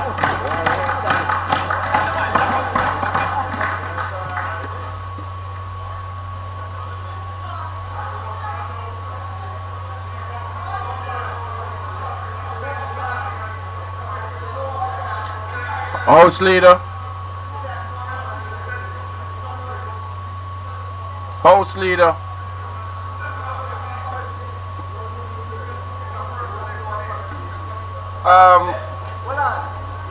Mr. Speaker, we have just heard from the member from St. Andrew Southwestern. We will now ask for the recommittal of the, well, firstly, for the suspension of the sectoral debate and for the recommittal of the agenda items. The request is on the floor for the suspension of sectoral debate. Those in favor? Those against, the ayes have it. We will now have the recommittal to the agenda. Those in favor? Those against, the ayes have it.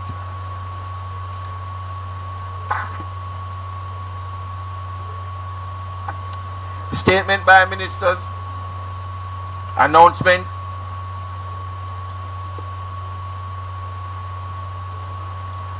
Laid on the table of the House are the following: Annual Report and Audited Financial Statement of the SCJ Holdings Limited for the financial year 2020-2021 and its related ministry paper number 28 of 2026 titled Annual Report SCJ Holdings Limited for the year ended March 31, 2021. Annual Report and audited financial statements of the Jamaica Bauxite Mining Limited for the year ended March 31, 2022, and its related ministry paper number 29 of 2026 titled Annual Report and audited financial statements of the Jamaica Bauxite Mining Limited for the year ended March 31, 2022.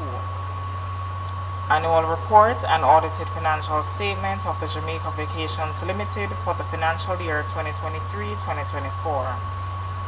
Annual Report and audited financial statements of the Montego Bay Convention Center for the financial year 2022-2023. And finally, the Annual Report of the National Solid Waste Management Authority for the financial year 2024-2025. Thank you, Mr. Speaker.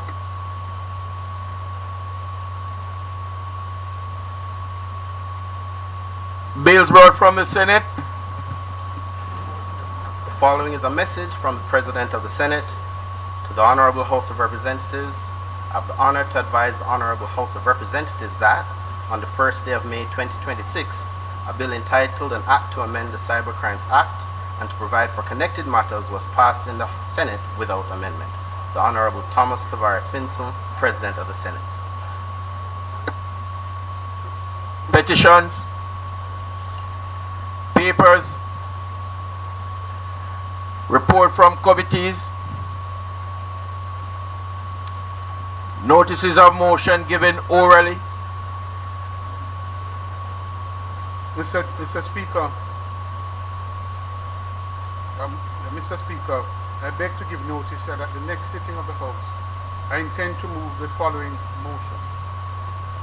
Whereas Jamaica is currently experiencing a shortage of and instability in the supply of cement, a critical input for the construction, infrastructure and manufacturing sectors, and whereas this shortage threatens to delay urgently needed reconstruction and reliance works in the aftermath of Hurricane Melissa, including housing, public infrastructure, private sector facilities, and community-based resilience projects, and whereas any prolonged or worsening cement supply disruption poses a serious risk to investor confidence, both domestic and foreign, and may result in the postponement or cancellation of strategic investments, and whereas the said shortage and instability in cement supply can lead to significant job losses, reduced working hours, and business closures in sectors directly and indirectly dependent on construction activity,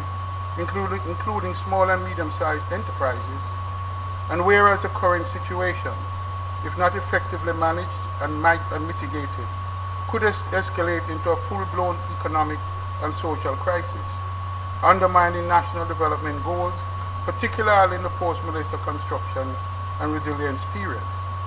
And whereas there is a compelling need for transparent, timely, and comprehensive information to Parliament and the public regarding A, the causes and expected duration of the cement supply shortage, B, the state of local production and import arrangements, C, pricing trends and potential anti-competitive practices, D, the impact on approved and pipeline public and private projects, and E,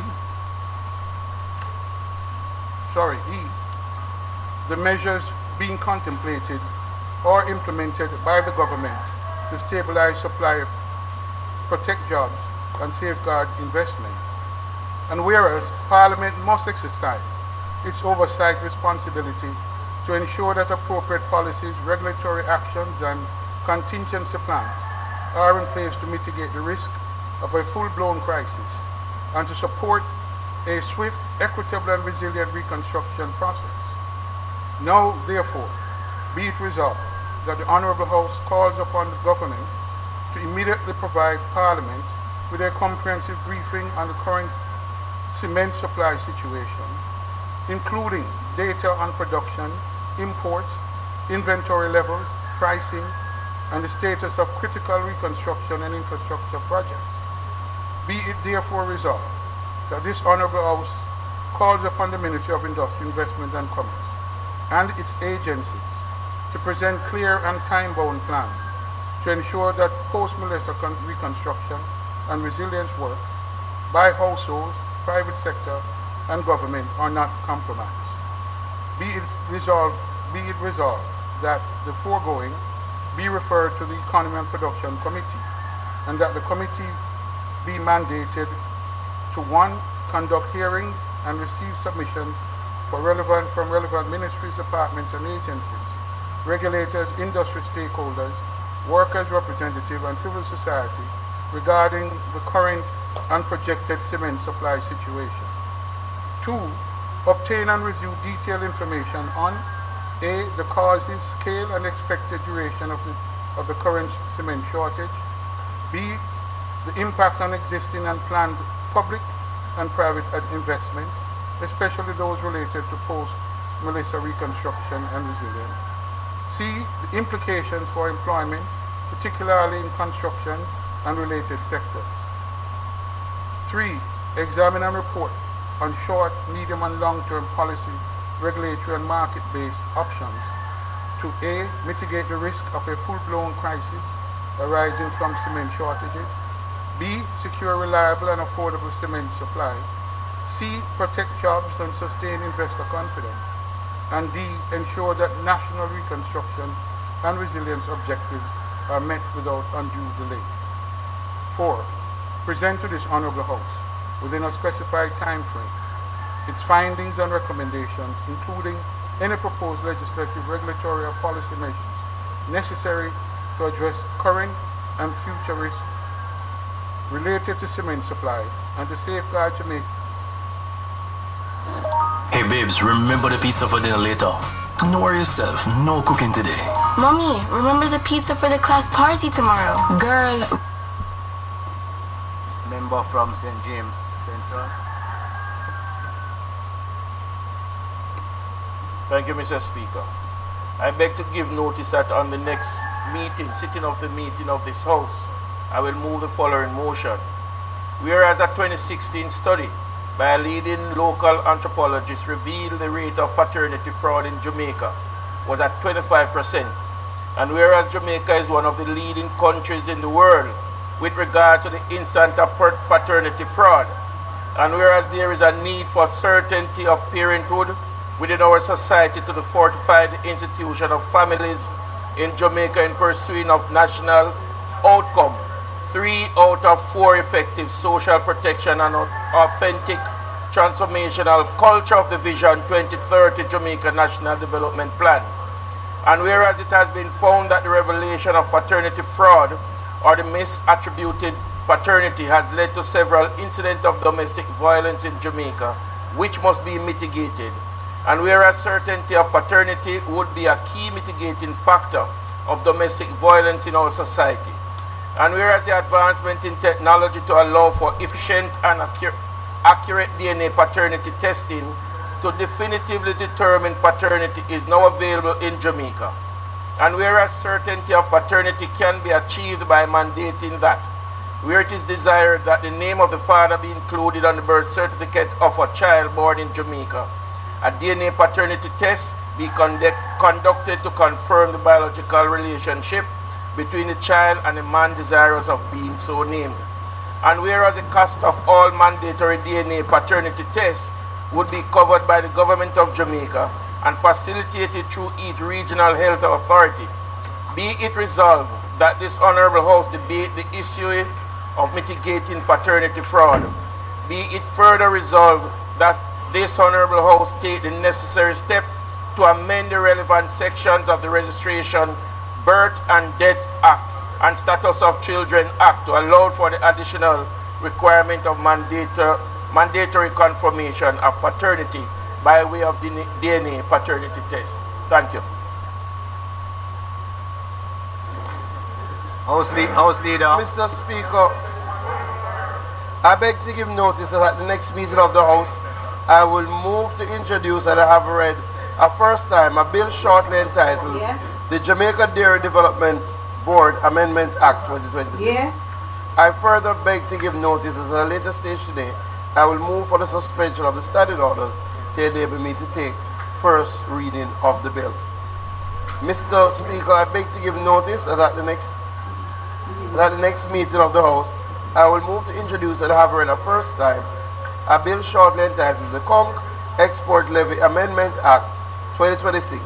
I further beg to give notice as at a later stage today, I will move for the suspension of the standing orders to enable me to take first reading of the bill.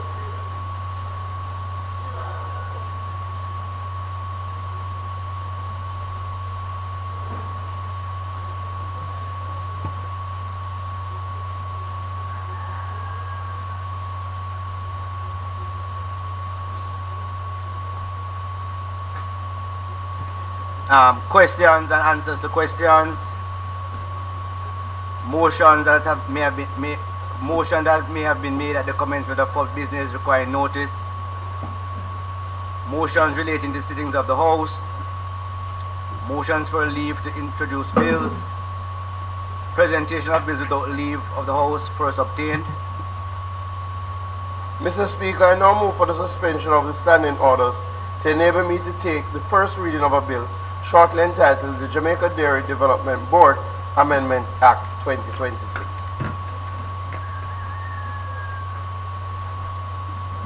Members, the question is that the standing orders be suspended to allow the minister to take the first reading of the bill.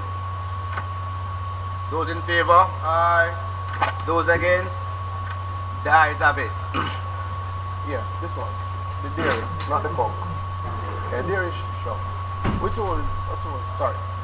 Mr. Speaker, I now move that a bill shortly entitled the Jamaica Dairy Developmental Board Act 2026 be read a first time.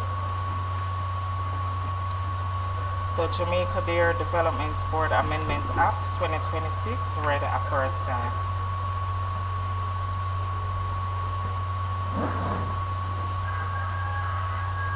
Mr. Speaker, I beg to give notice of second reading of the bill.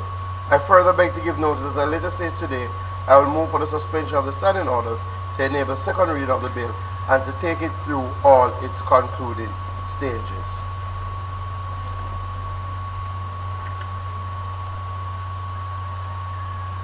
Madam Speaker, I now move for the suspension of the standing orders to enable me to take the first reading of a bill shortly entitled the Conch Export Levy Amendment Act 2026.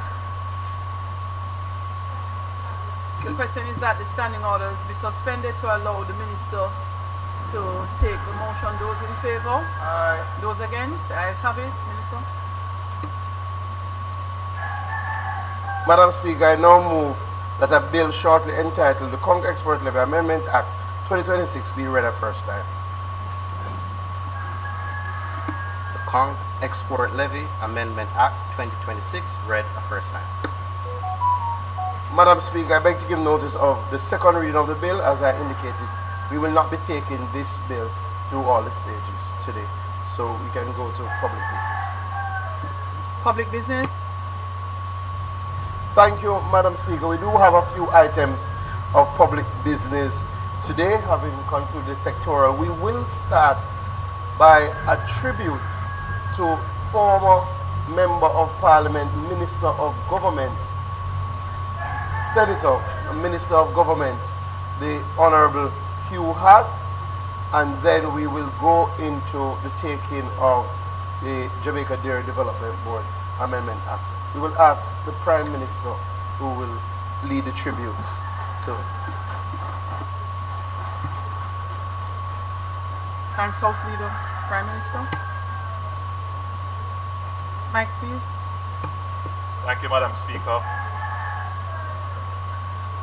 I rise to pay tribute to the life and service of the Honorable Hugh Cecil Edbund Hart, Order of Jamaica, former Senator, former Cabinet Minister, distinguished attorney at law, business leader, and servant of the Jamaican people.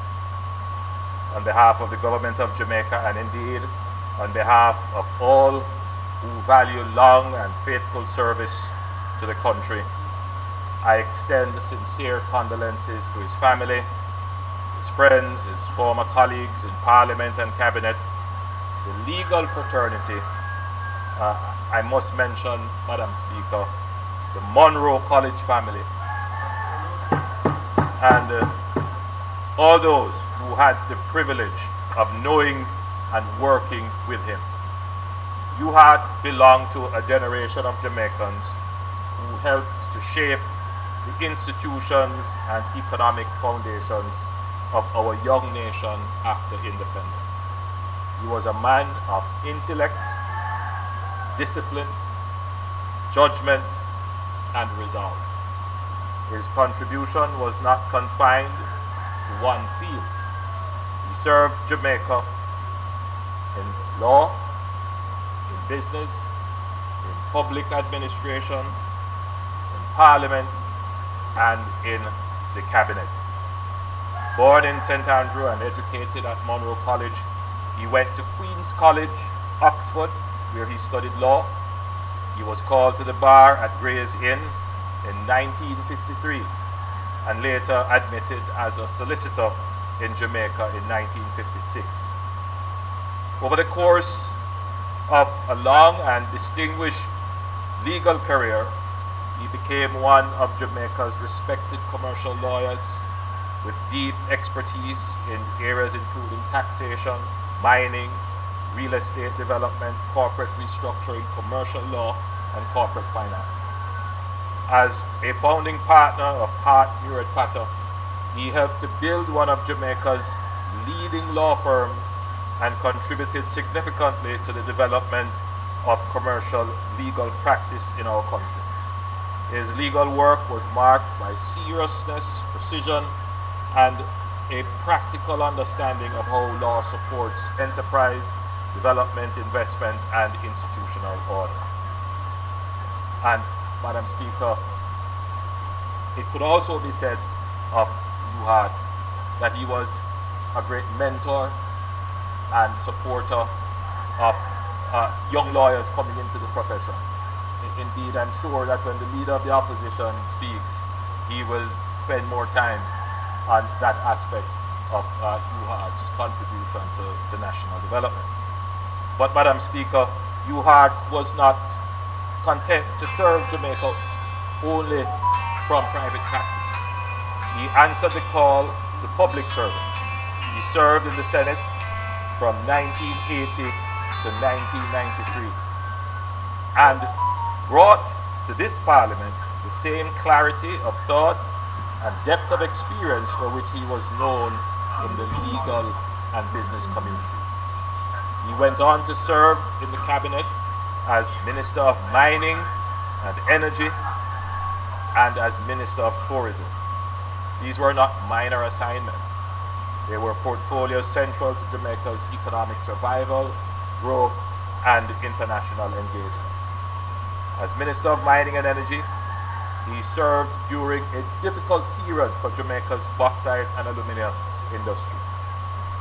The sector faced serious disruptions arising from global economic pressures and changes in international demand. At that time, bauxite and aluminium were critical to employment, foreign exchange, industrial activity, and national confidence. UHART brought to that challenge the mind of a lawyer, the discipline of a negotiator, and the resolve of a patriot. He was among those who helped Jamaica navigate a period of uncertainty in one of the country's most important industries. His service in that ministry reminds us that national leadership is often tested in moments of difficulty. It is easy to speak of development when conditions are favorable.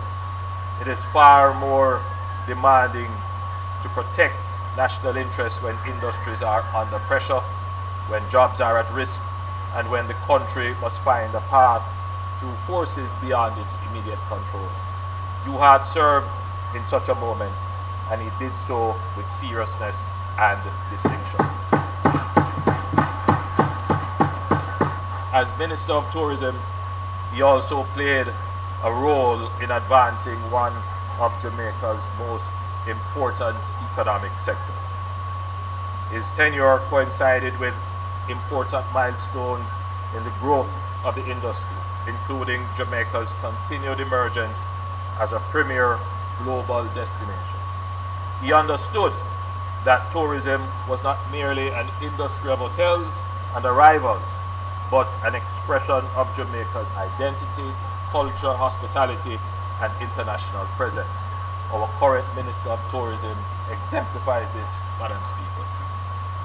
Beyond ministerial office, UHAT gave service to many of Jamaica's major institutions. He served in leadership roles across the public and private sectors, including institutions connected to bauxite, energy, manufacturing, finance, and commerce. In these capacities, he helped to strengthen the governance and strategic direction of organizations that mattered to Jamaica's economic life. In 2011, Jamaica conferred on him the Order of Jamaica in recognition of his contribution to the bauxite and aluminium industry and to the legal profession. It was a fitting national honor for a man whose work had touched so many areas of Jamaican life. Madam Speaker, there is an important lesson in UHAT's example. His was not a politics of noise and spectacle. His was a life of competence, preparation, duty, and measured service. At a time when public life is often judged by immediacy and volume, UHAT's life reminds us of the enduring value of steadiness. He was serious without being theatrical. He was accomplished without being boastful. He was influential without needing to be ostentatious, or as some people would say, capanars. The Parliament should honor that kind of service. We should honor those who help to build the foundations on which we stand. We should honor those whose work may not always be visible to the public in the moment, but whose impact is felt across decades. Today, we remember the Honorable Hugh Cecil Edmund Hart, OJ, as a former member of the Senate, as a former Minister of Government, as a lawyer of high standing, as a builder of institutions, and as a distinguished son of Jamaica who gave generously of his talents to the country. To his family, we express our gratitude. We know that public service requires sacrifice, not only from the individual who serves, but also those who support and sustain them. We thank you for sharing him with Jamaica. May his memory be honored in this Parliament, in the legal profession, in the industries he helped to guide, and in the national life to which he contributed so much. May his soul rest in peace.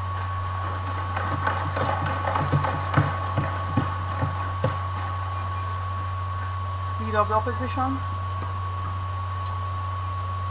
Thank you, Madam Speaker. Outside the space.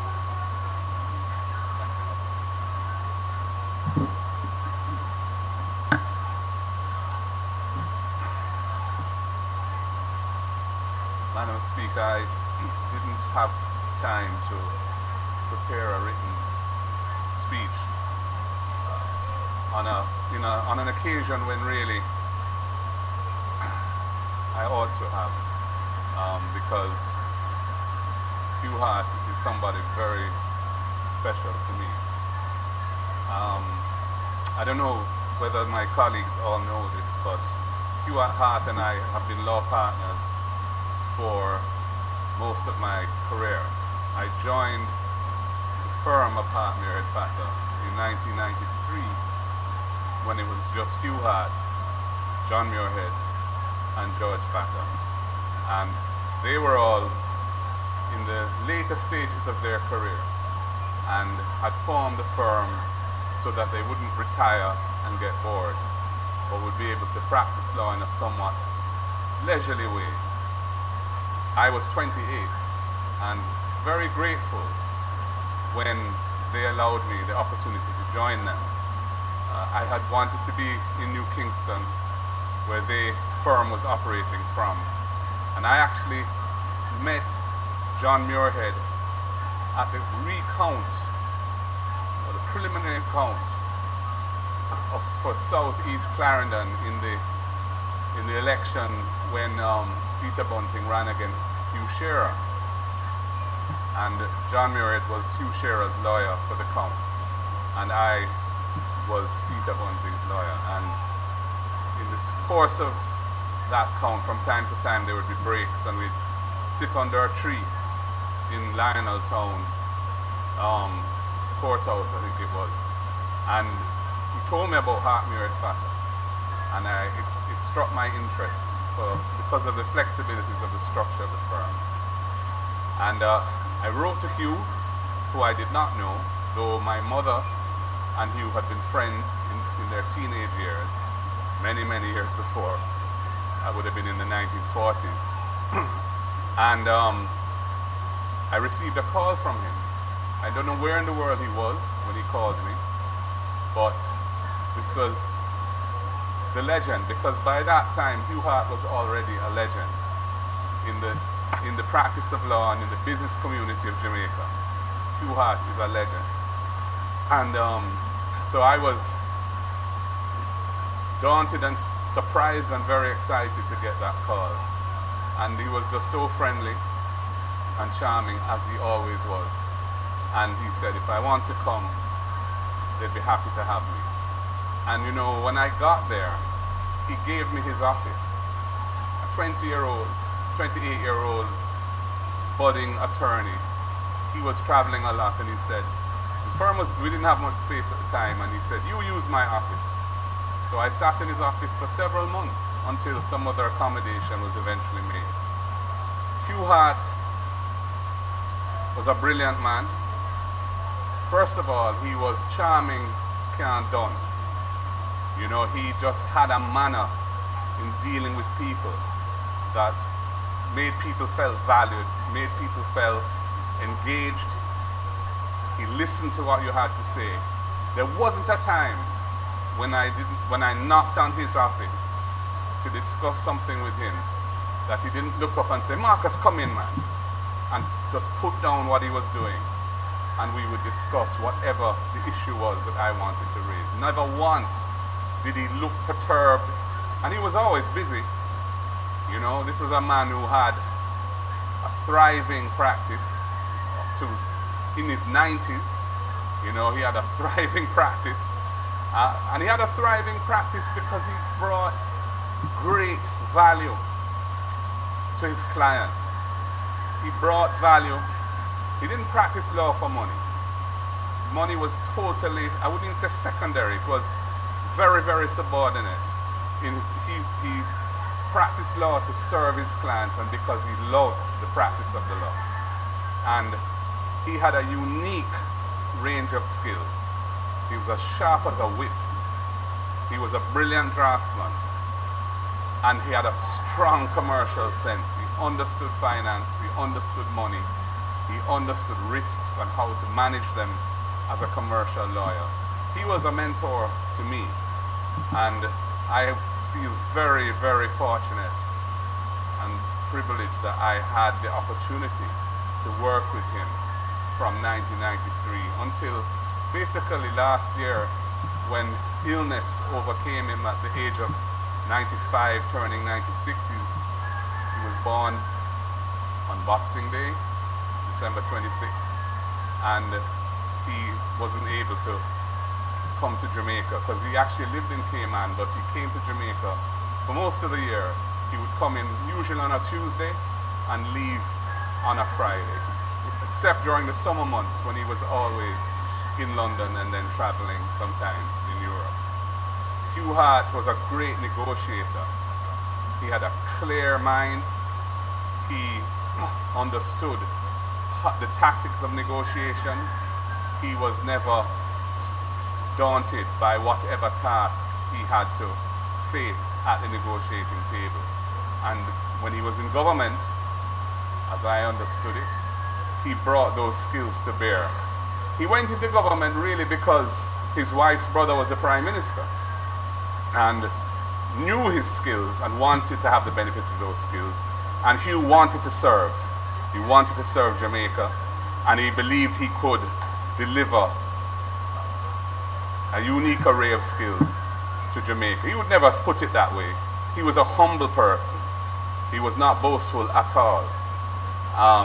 He was gentle as well, although if you are at the other end of a negotiation with him, you didn't feel that he was very gentle because you knew that you were up against somebody who was probably outdoing you in the art of negotiation. But he was a gentle person, a kind person.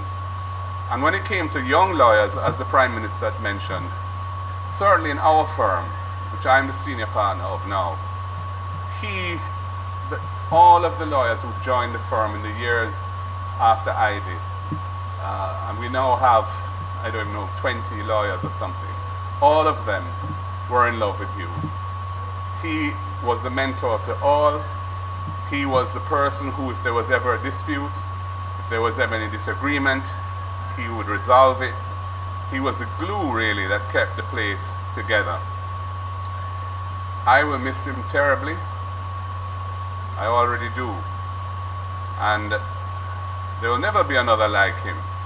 In business, he was an entrepreneur. He was a risk taker. He was a major real estate developer in his own right. Prestige homes. He and Frank Hall built a number of housing developments in Jamaica in the 60s, going into the 70s. And then when he moved to Cayman, he built several of the high-rise buildings in Georgetown, several residential developments in Cayman. And he was also respected and knew many influential business people across the world. You know, he was somebody who, you know, for example, when he was Minister of Mining and Energy and Jamaica was in problems, he could pick up the phone and he could speak to the head of major metal trading houses in Switzerland or wherever it would be, and they would take his call. And many of them became his good friends. And up to late in life, though he outlived most of them, you know, he had a close relationship with many of them. Hugh Hart, as I've said, is a one of a kind. And God bless him. He such a special individual. Prime Minister, I thank you for your kind remembrance of him, your tribute to him. It was fitting of the man. Mine isn't really, but it's partly because I'm fairly emotional talking about him. His death is recent, and he was, certainly after my father passed on in 1996, Hugh was sort of the next person of that generation who I had a kind of special you know, avuncular relationship really in his case. So it's a difficult thing for me to be speaking about him in here. But I'm glad that I've been given the opportunity to do so, because it is right that this Parliament should honor an exceptional minister. I think he achieved a great deal. He used to tell me a story that when he was minister, he would just get on with what he had to do. And he wasn't very familiar with the processes of government. And so, Prime Minister, Mr. Siaga, you know, some months into the life of the government, said to him, you know, Hugh, you have to come and tell me what you're doing. You know, I don't know, I haven't heard anything. So sure. So he went to see Mr. Siagas and started to list all the things. And he said, my God, you need a cabinet submission for this. And, you know, he was, well, you know, sure, well, we'll do that then. But he was just getting on with it and doing what needed to be done, you know. And that was the kind of person he was. He was impeccably honest and very, very capable. Somebody in whom a Prime Minister could have utmost confidence that the portfolio would be properly managed and that any challenges would be addressed in the best way they could in the circumstances. May his soul rest in peace. I should just close by expressing my condolences to his children, Lorraine, Justin and Belinda, and his sister Shirley, and all his close friends and wider family. May his soul rest in peace.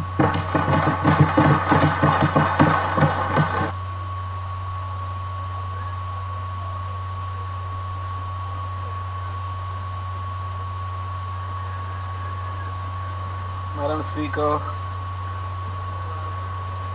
yes, yes, you borrowed my line.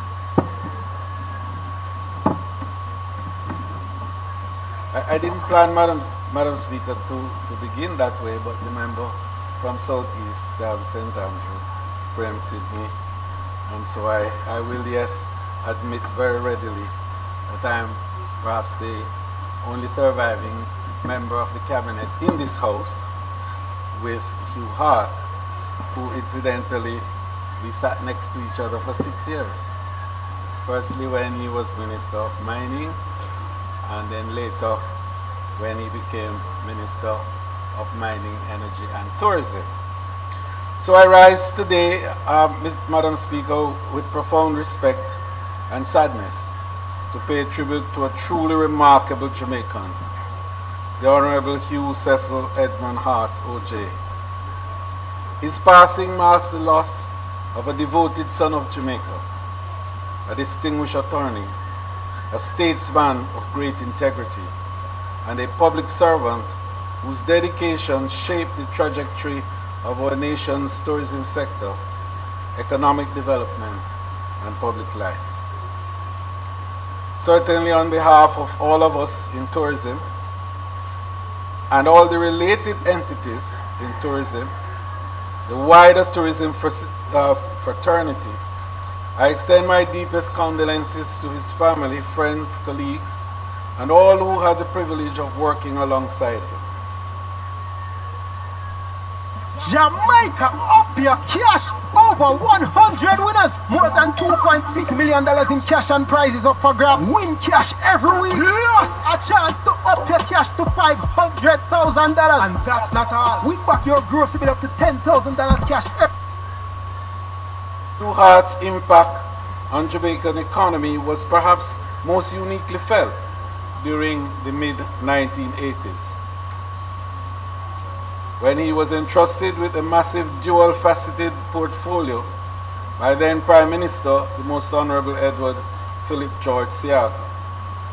Having served as Minister of Mining and Energy since 1983, his capabilities was expanded in 1986 to include the Ministry of Tourism. The subsequent merging of these portfolios under his leadership was a testament to the Prime Minister's immense confidence in his capabilities. And I can't forget that perhaps it is fair, Madam Speaker, to say that Hugh Hart was the only person in Cabinet who never had Mr. Seaga questioning anything that he did, because there was absolute confidence in the integrity of his effort, but more so the certainty of the outcomes of his action.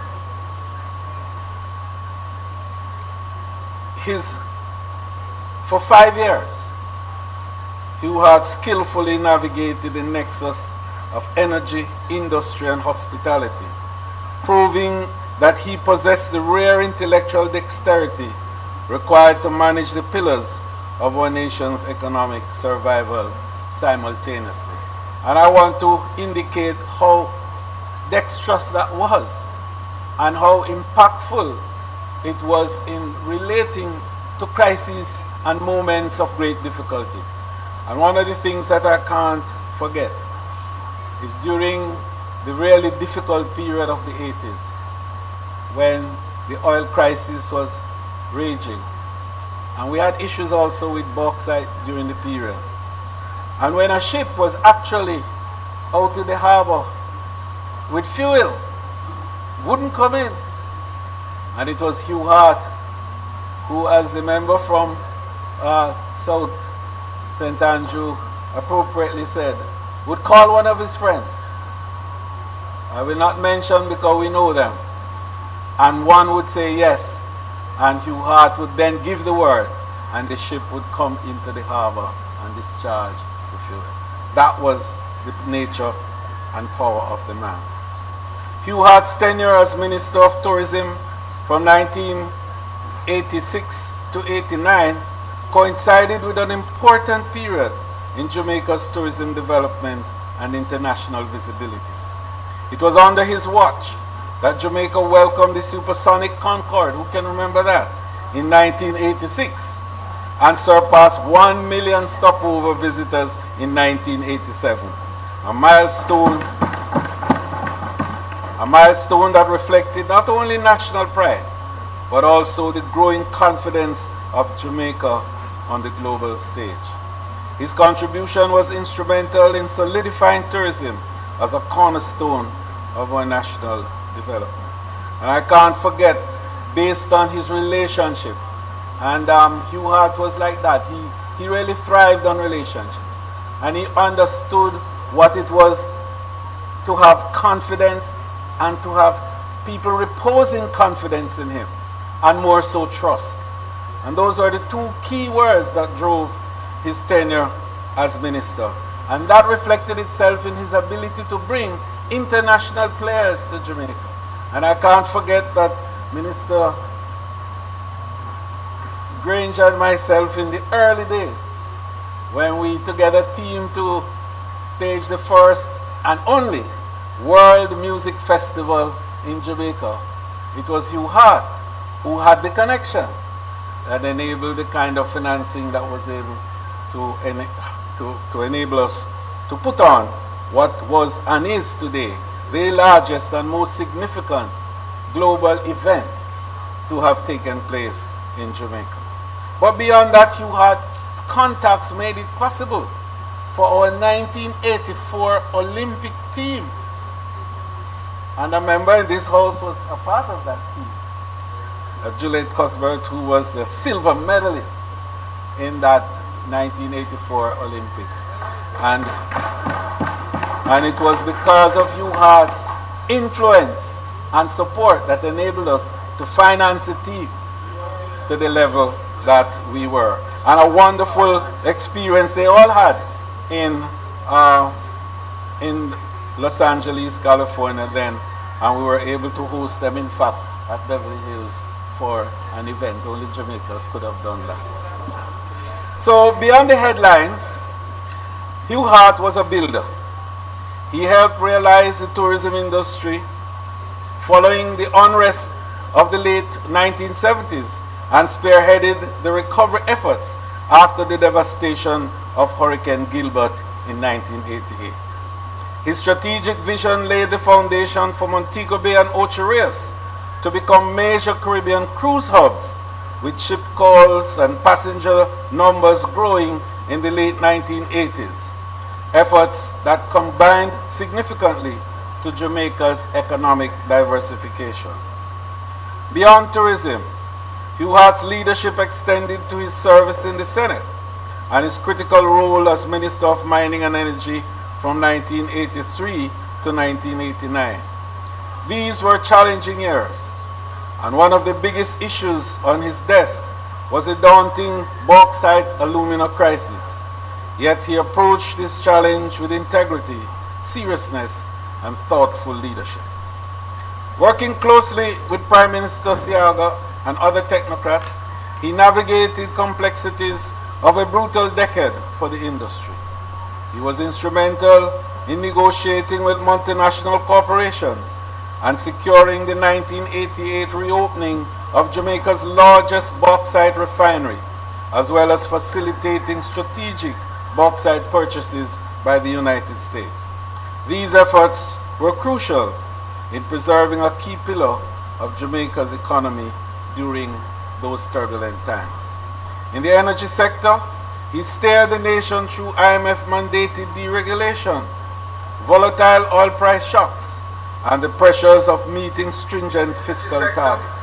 His stewardship was marked by a steady hand amid significant economic headwinds. Throughout his career, Hugh Hart was known for his discipline, dignity, and a leadership style that prized substance over showmanship. He earned respect across sectors, not just for the offices he held, but for the example he set through his unwavering dedication to duty. His contribution extended far beyond the halls of Parliament. His excellence as an attorney and leader in the private sector earned him wide recognition, culminating in the award of the Order of Jamaica in 2011 for his service to the bauxite, alumina industry, tourism, and the legal profession. As we celebrate the life and legacy of Hugh Cecil Edmund Hart, we honor a man whose character and dedication left an indelible mark on Jamaica. On a personal note, he was my mentor. He guided me through the early stages of my involvement as Minister of Tourism. Hugh Hart would call me almost every day, and after a puff of his signature pipe, he would then say, "Young man, you need to visit so and so and so." He remembered every name when he was minister, and he guided me through that process. And the Prime Minister is correct in his tribute by indicating that Hugh Hart understood that tourism was more than arrivals and receipts. It was building human capital and enabling two key words to always resonate: trust and confidence. And that is what has driven my process throughout the period.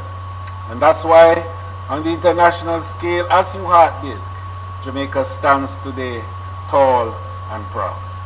So, to Hugh, my word, well done, thou good and faithful servant.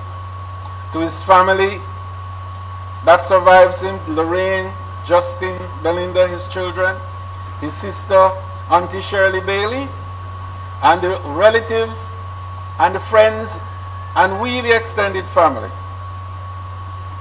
And indeed, the family of his late wife, Pamela Hart, who was Pamela Siaga, and the entire Siaga clan, and indeed, the other members of the Hart fraternity, Tony Hart, of blessed memory, and his family. They were cousins, yes. May they all find comfort in the great stewardship that Hugh Hart gave. The extent of his contribution to Jamaica and the world. He indeed added value. May his soul rest in peace and light perpetual shine. Thank you.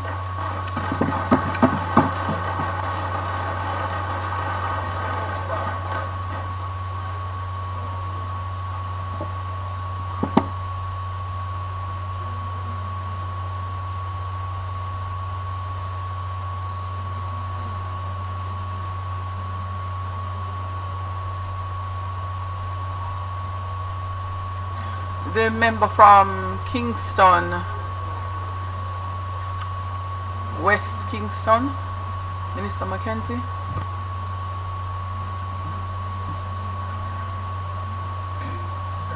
Thank you, Madam Speaker.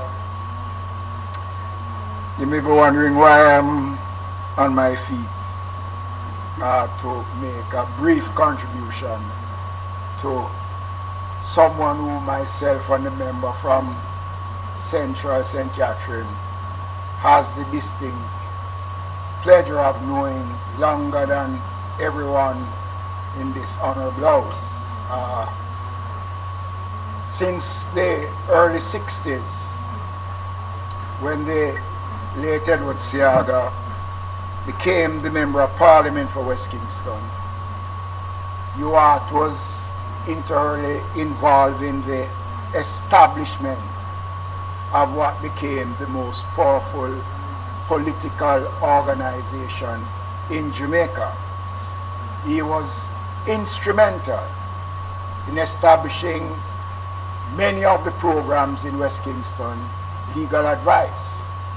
In the first year, when the West Kingston constituency hosted the Christmas charity ball at the then Myrtlebank Hotel in downtown Kingston, UART was the man that was responsible for having Miriam Makeba coming to Jamaica to perform at the Myrtlebank Hotel for the West Kingston charity ball in 1965. There are many other such achievements, and I speak on behalf of the people of West Kingston because we benefited significantly from his expertise, especially as a lawyer. And there are persons in the constituency that gain employment in his law firm that presently still works in your office. Yes, right. Yes, so that was a part of the UART establishment.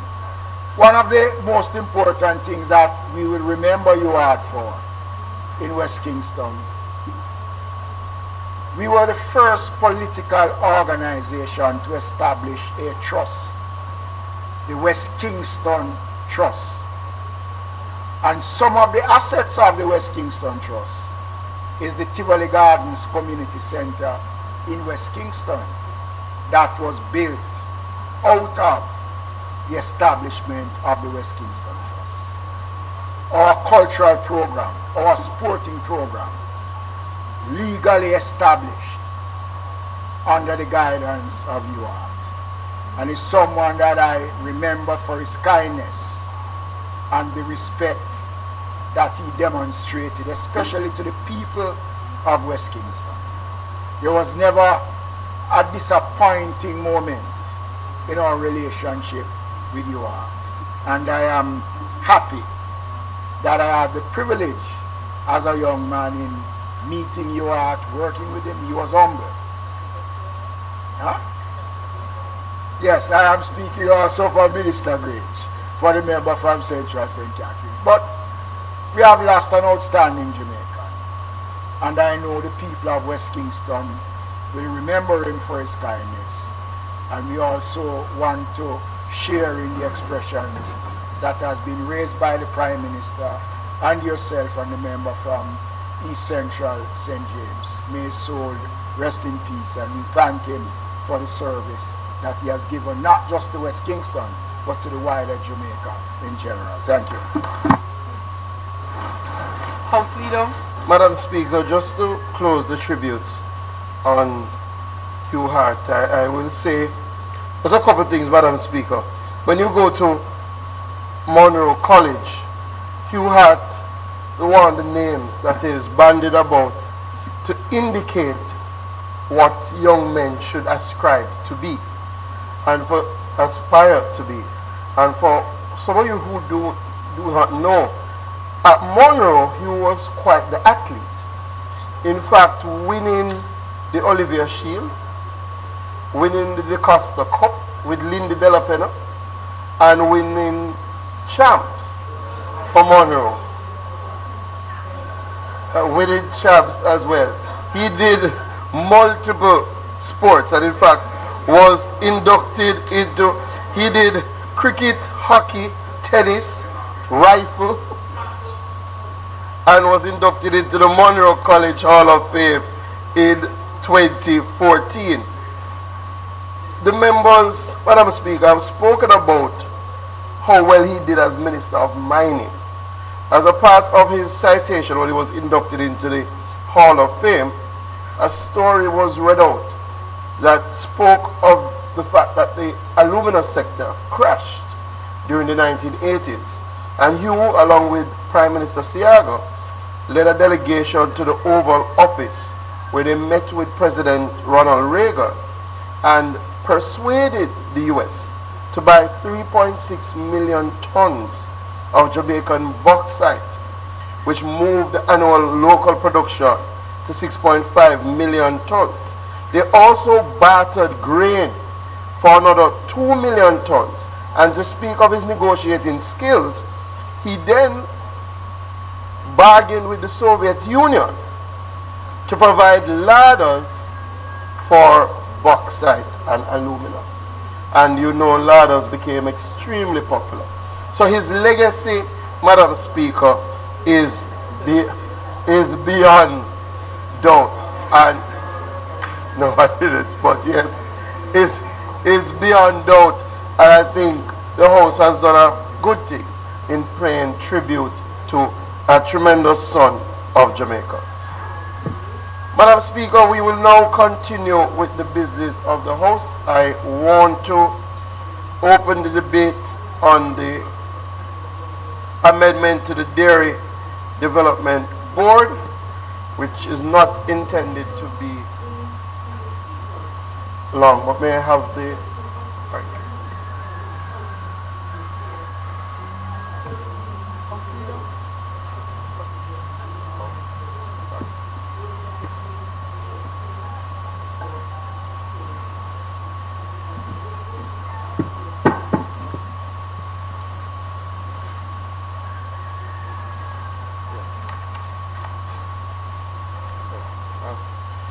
Madam Speaker, I now move for the suspension of the standing orders to enable me to take second reading of the bill and to take it through as much stages as possible today. The question is that the standing orders be suspended to allow the minister to consider the bill and take it through as many stages as is possible today. Those in favor? Those against? The ayes have it, Minister. Madam Speaker, the bill before this Honourable House is the Jamaica Dairy Development Board Amendment Act 2026. This Honourable House is advised that the Jamaica Dairy Development Board, a body corporate, was established by the Jamaica Dairy Development Board Act in 2009 for the purpose of promoting, fostering the development of the dairy sector, with particular emphasis on promoting local milk production and achieving efficiencies in the production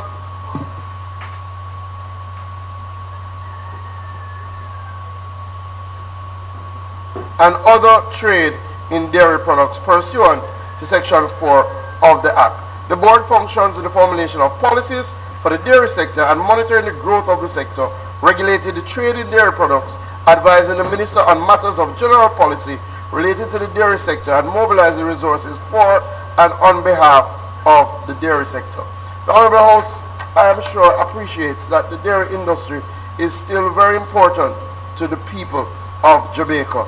The amendment is fairly basic, Madam Speaker. The term milk is defined by Section 2 of the Act as milk from cows. International trends have shown that milk is no longer confined to milk from cows or cattle. For example, in the United States of America and Canada, there have been increased contribution to their dairy products by way of milk from goat and sheep, small ruminants. Domestically, since 2018, the board has been invested in the development of the local small ruminant sector, which has seen a consistent increase in local milk production and byproducts like goat cheese annually. Under Section 18 of the Act, the board may, after consultation with persons involved in the dairy sector, impose a cess on the trade in dairy products. The imposition of the cess requires the approval of the minister by way of order, subject to such conditions, if any, as the minister thinks necessary.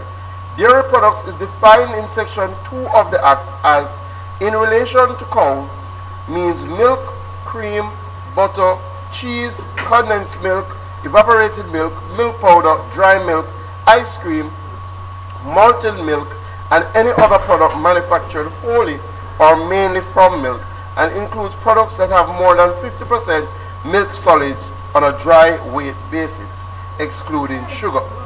It is by virtue of Section 18 that the Jamaica Dairy Development Cess Order 2010, which is currently in force, was made and from which the board earns. Paragraph 3 of the order imposes a cess on the importation into Jamaica of a specified dairy product and a trade in fresh milk produced in Jamaica.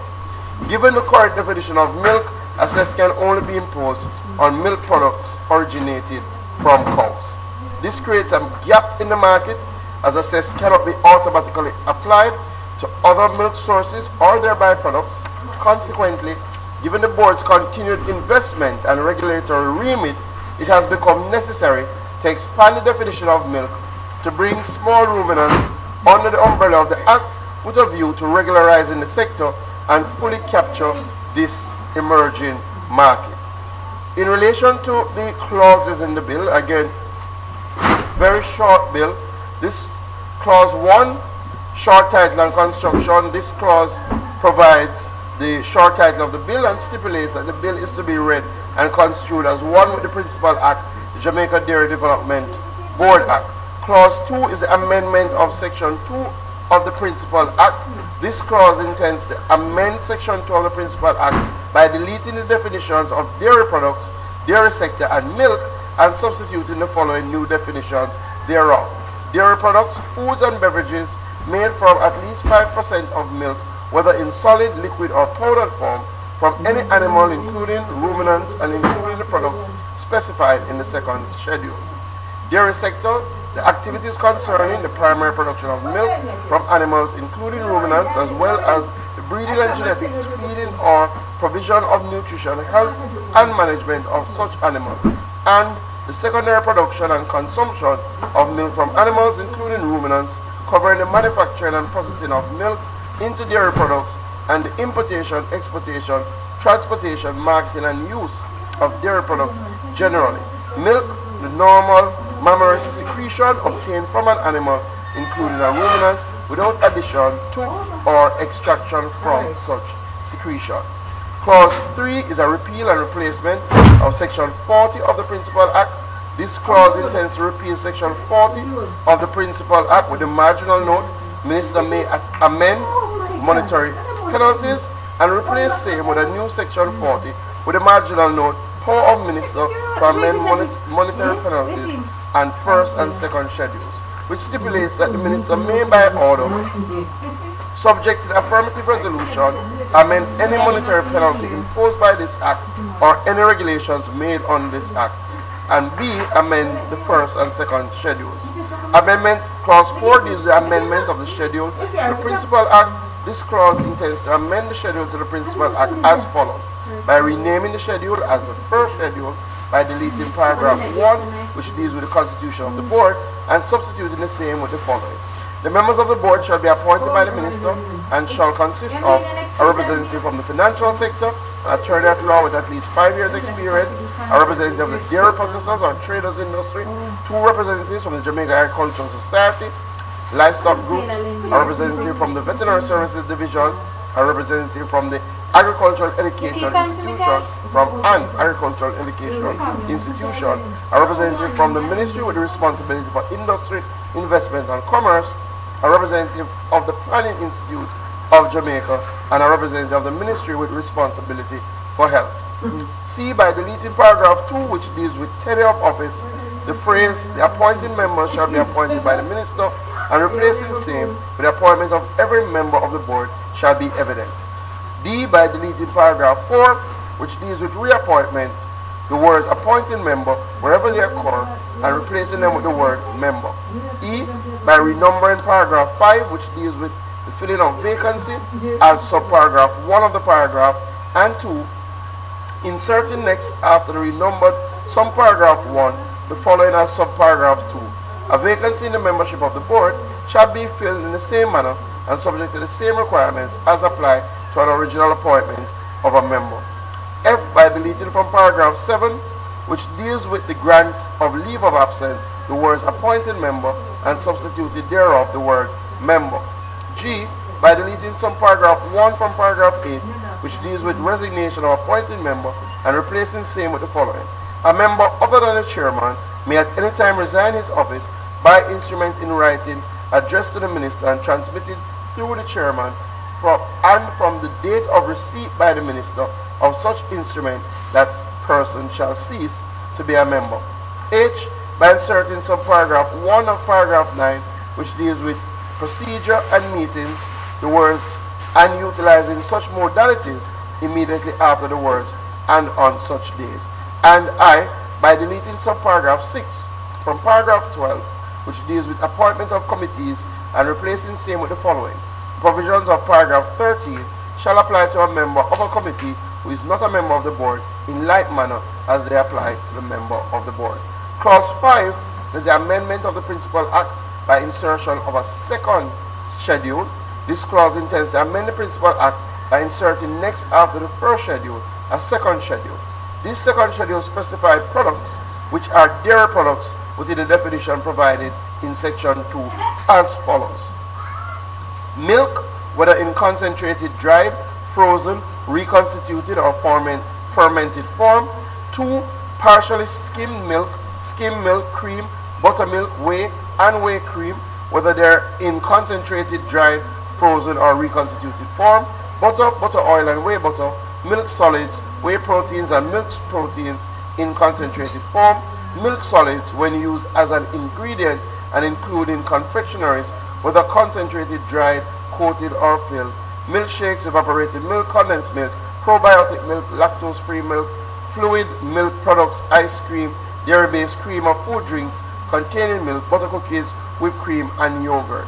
The memorandum of objects. The bill concludes with a memorandum of objects and reasons. So, Madam Speaker and members, what we're really doing is bringing this bill into the 21st century to ensure that we capture the definition of milk in the widest possible form and to do some cleaning up work of the provisions in relation to the board. I now commend the bill entitled the Jamaica Dairy Development Board Amendment Act 2026 to the House.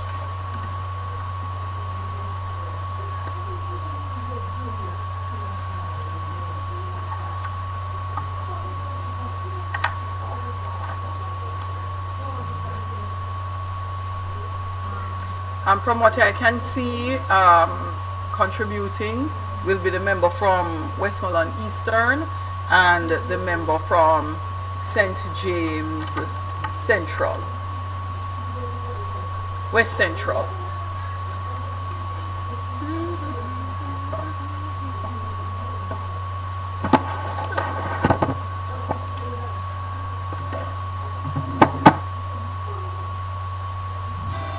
One2Go will get you to your destination at the touch of a button on your smartphone. Booking bus tickets to your next intended destination. Finding you the best, One2Go offers various means of transportation to get you to your desired destination anywhere, regionally and worldwide. We will also help you grab a regional flight or even book you onto a ferry to your Paradise Island escape. Book your tickets fast and easy via your smartphone. Pay by card via PayPal or local payment methods. Visit One2Go and start your next great travel adventure right now.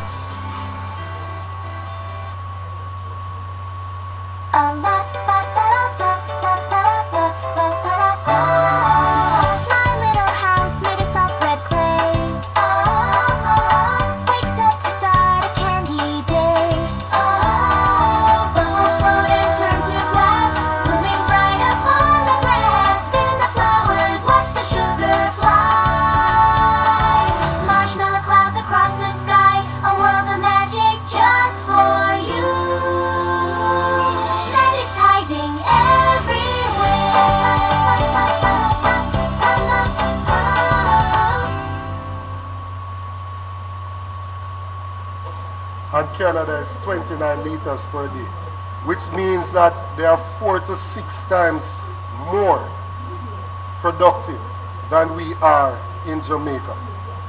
And goats really only represent about 2% of the global milk supply, with about 2 to 3 liters per day. So we need to pursue a dual track dairy strategy. One, where we modernize the cow-based dairy industry for higher yield and import substitution, and 2, to scale growth production as a smallholder friendly subsector that is more climate resilient. Madam Speaker, there are problems that Jamaica faces. One, we have low domestic milk production relative to the demand. We have high dependence on imported dairy products.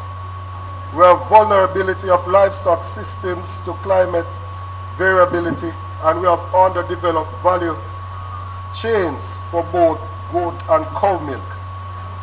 Therefore, productivity improvement have to be more transformative rather than incremental. What are the drivers that we would say that is causing our production to be that low? First among them is climate. The increase in the temperature in a tropical country leads to heat stress and decreased milk yields, and the seasonal drought make it inconsistent for food availability. 2, genetic limitations, and this is probably something that it will require more intervention from government at a policy level to deal with genetics. In Jamaica, sorry, we have more adapted for survival than for production, and as of such, the different breeds can tolerate the heat, but they do not produce as much as breeds in other jurisdictions. The feeding system, and in relation to this, in Jamaica they are mostly grass-fed with limited concentrate, whilst globally there is precision feeding with higher energy diets involving grains and supplements. And then you have, Madam Speaker, farm structure and technology. In Jamaica, where there is limited mechanization and milking systems, versus globally, we have automated milking systems with data-driven herd management.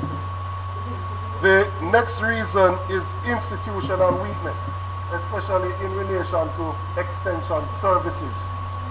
Most rural MPs here will tell you that the extension services from RADA are limited. We would clearly want to increase that capacity so that you could have more extension officers actually going into the fields to attend to the needs of the farmers. Then there is market and policy constraint, where we have competition from imported powdered milk, limited incentives for scaling local production, and weak aggregation and processing systems. So when we think of goats, therefore, we have to think of a more strategic importance of goats to the industry, because they are more climate resilient, they are less capital intensive, and they are suitable for hilly and drought prone areas. The policy, therefore, Madam Speaker, should be to increase our national milk production by at least 50% within the next 5 years, to decrease our import dependency, to build climate resilient livestock systems, to strengthen rural livelihoods and agro-businesses. And therefore, there are some recommendations, some that are cattle focused and some that are goat focused and then general. In relation to cattle focus, there needs to be an expansion of artificial insemination programs for higher yield breeds. There needs to be introduction of climate smart housing, cooling and shading system. Remember, from Central, I myself visited the True Juice farm in St. Catherine, in the constituency of Northwest St. Catherine. And they have developed a quite elaborate cooling system, which I think already they are seeing increased yield based on that. And so that needs to be promoted, and more persons need to adopt to that form of housing. 3, promote silage and feed storage systems, and 4, incentivize medium-scale dairy farms. In relation to the goat sector, there to be establishment of a national goat dairy program to support breeding programs for improved dairy goats, to develop goat milk processing facilities, to promote value-added products, whether it's cheese, yogurts, or cosmetics. Strengthening of the extension and training, as I mentioned earlier with the extension officers from RADA, and the training of farmers so that they can understand feed optimization, herd health management, and climate smart agriculture. And financing, low interest credit for dairy infrastructure, for cold storage and processing, and to encourage public-private partnership and the possibility of tax incentives for dairy investment. 5th, market and value chain development. You want to strengthen milk collection systems, to expand cold chain logistics, to promote Buy Jamaica Dairy campaign, and support the small businesses that operate within the sector. In conversations with one of the dairy producers, he explained to me that there are about 4 producers outside of the Peak Corporation. There are about 4 in Clarendon and 2 in St. Elizabeth. And outside of that, there isn't much participation in the sector otherwise. So, Madam Speaker,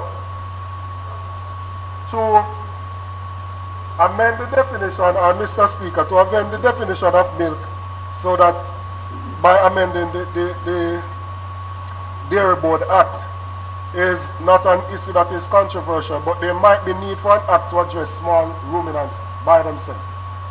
Or a Livestock Development Act. We saw today in the news where one of the major producers of patties is increasing the cost by about $20, I believe the article said. Imported beef trimmings for the patty sector is at about 2.3 million kgs, and with the average carcass at about 350 kg, that is about 6,570 animals. And they feed them on a ratio of roughly 1 per acre. So you're talking about, if you were to satisfy that demand locally, you'll be putting 6,570 acres under production. So Jamaica dairy sector sits at a critical transition point, while global dairy systems demonstrate what is possible with high investment and technology. Jamaica's comparative advantage lies in building a hybrid system, combining efficient cow-based production for scale and resilient goat-based system for inclusivity and sustainability. The production gap is structural and not just biological, and therefore closing the gap means improving genetics, better in the feeding systems, incorporating technology, and being climate sensitive, climate smart. A well-coordinated approach can transform dairy into a pillar of food security, rural development, and economic resilience. Thank you.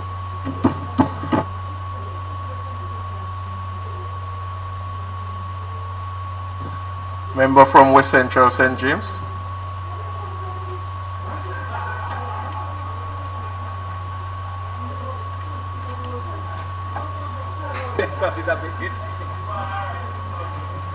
Thank you, Mr. Speaker. Please turn the mic on. Thank you, Mr. Speaker. This bill, entitled An Act to Amend the Jamaica Dairy Development Board Act, expand the definition of milk in keeping with international standards and provide for connected matters, is simple and straightforward. Among the 2 objects is the specification of the composition of the Jamaica Dairy Development Board to accord with the legal requirements of the nomination, selection, and appointment of boards of public bodies. The minister indicated that he is bringing the bill up into the 21st century. I note that clause 4, paragraph G, which provides for the resignation of a member other than the chairman, reflects the older provision in Jamaican law. And we have had issues as to when resignation takes effect, when it is specified that it does so on the date the minister receives the resignation. And so the newer formulation calls for a specifying of the effective date of resignation.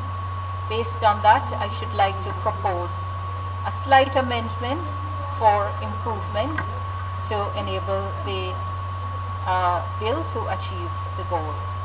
So at clause 4, paragraph G, I propose for the minister's consideration and the House deletion of the words from to member and replacing those words with such resignation shall take effect from the effective date specified in the instrument. So the provision would read fully, a member other than the chairman may at any time resign his office by instrument in writing, addressed to the minister and transmitted through the chairman, and such resignation shall take effect from the effective date specified in the instrument. I commend it for consideration. That is the extent of my presentation.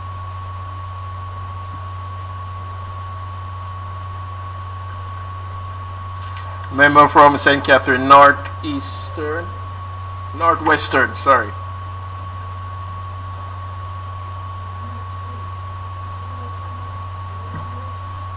Well, Mr. Speaker, I would be short after the spokesperson on agriculture was so fulsome.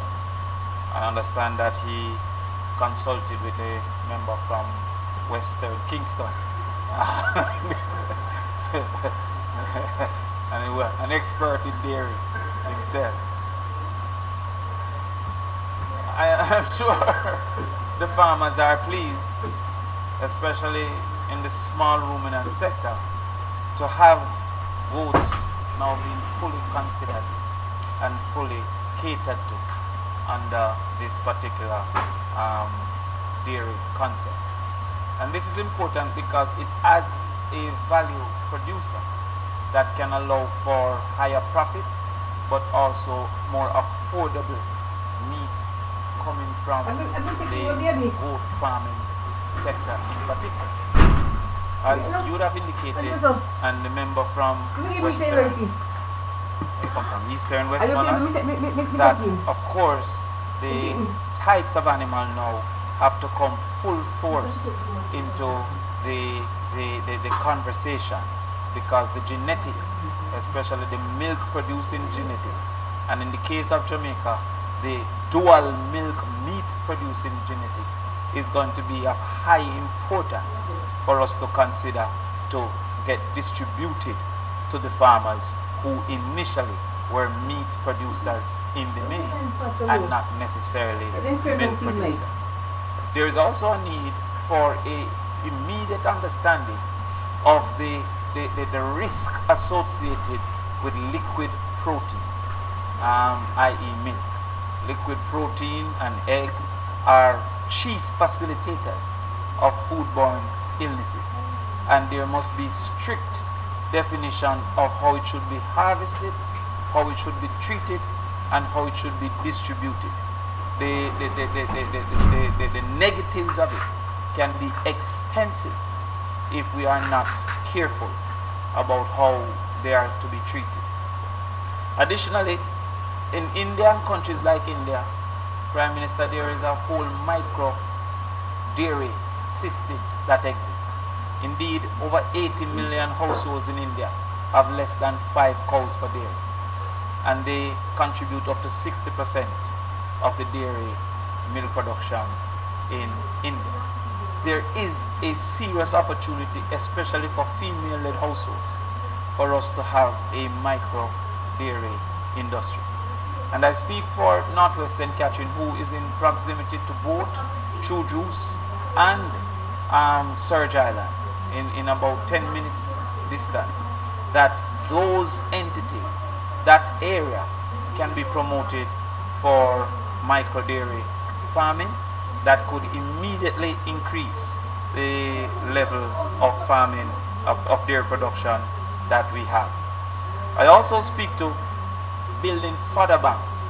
There is a whole heap of land available unutilized, and one of the reasons that you have highlighted the low yield is because they're not getting adequate nutrition.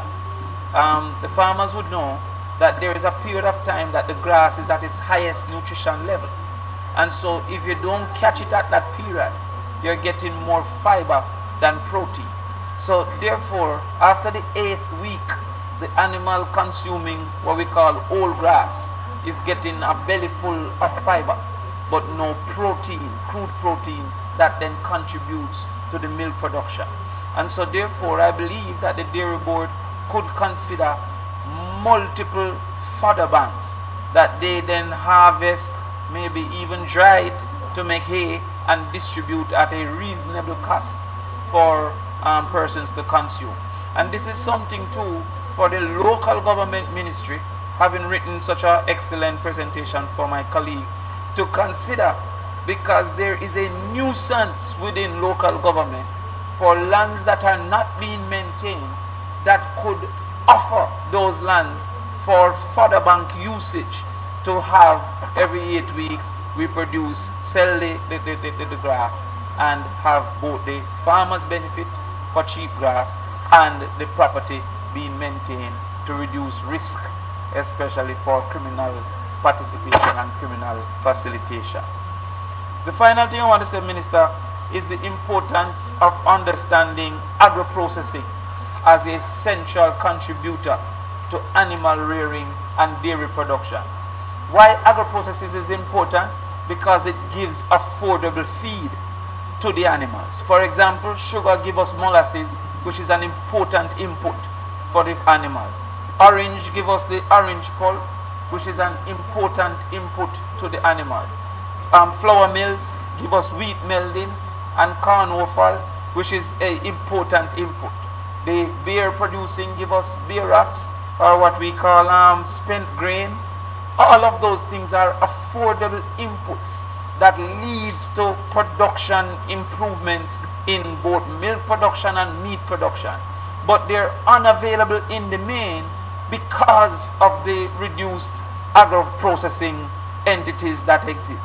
If we are to expand animal production, it is going to be essential that we expand agro-processing, so that what we call now the fourth quarters, the fifth quarters they call it, the areas of the production that are really not central to the outcomes become available for cheap purchase for the farmers. So if we can get sugar back up to a certain level, then the molasses become available. What we have found since one of the major entities in orange and citrus have gone into their own farming of dairy, there's no availability of the citrus pulp for the farmers anymore. What we have also seen is that with the flour mills also having some connections, we're not seeing the availability. So the food processing, in particular agro-processing, is going to be, the demand for that drives the availability of feed that can then eventually lead. So sometimes the narrow definition of impact and influence may not cause for the dairy board to see the value in assisting a citrus producer. But in assisting a citrus producer, you create that feed that is necessary. And so therefore I want you to seriously consider that there needs to be a investment in agro-processing that would then lead to adequate feed for the animal growing and also the results of animal growing, the dairy industry. So please do not pigeonhole the impact and investment into direct cow when there are many other things that can lead to great cow performance. With that, I thank you, Minister. And Minister. Mr. Speaker, I thank... Sorry, Minister. Member from West Portland, East Portland, sorry.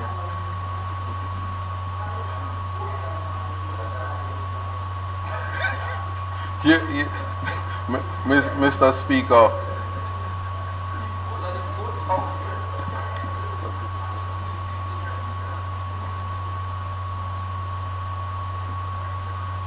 thank you, Mr. Speaker. I rise to seek some assistance in relation to this. So as I am supporting wholeheartedly everything that is here, but just need clarity on two particular things. But my first concern is the member from Northwest St. Catherine is so excited about milk. I thought Rasta don't mix up in Bangarang, but I will seek guidance elsewhere on that point. But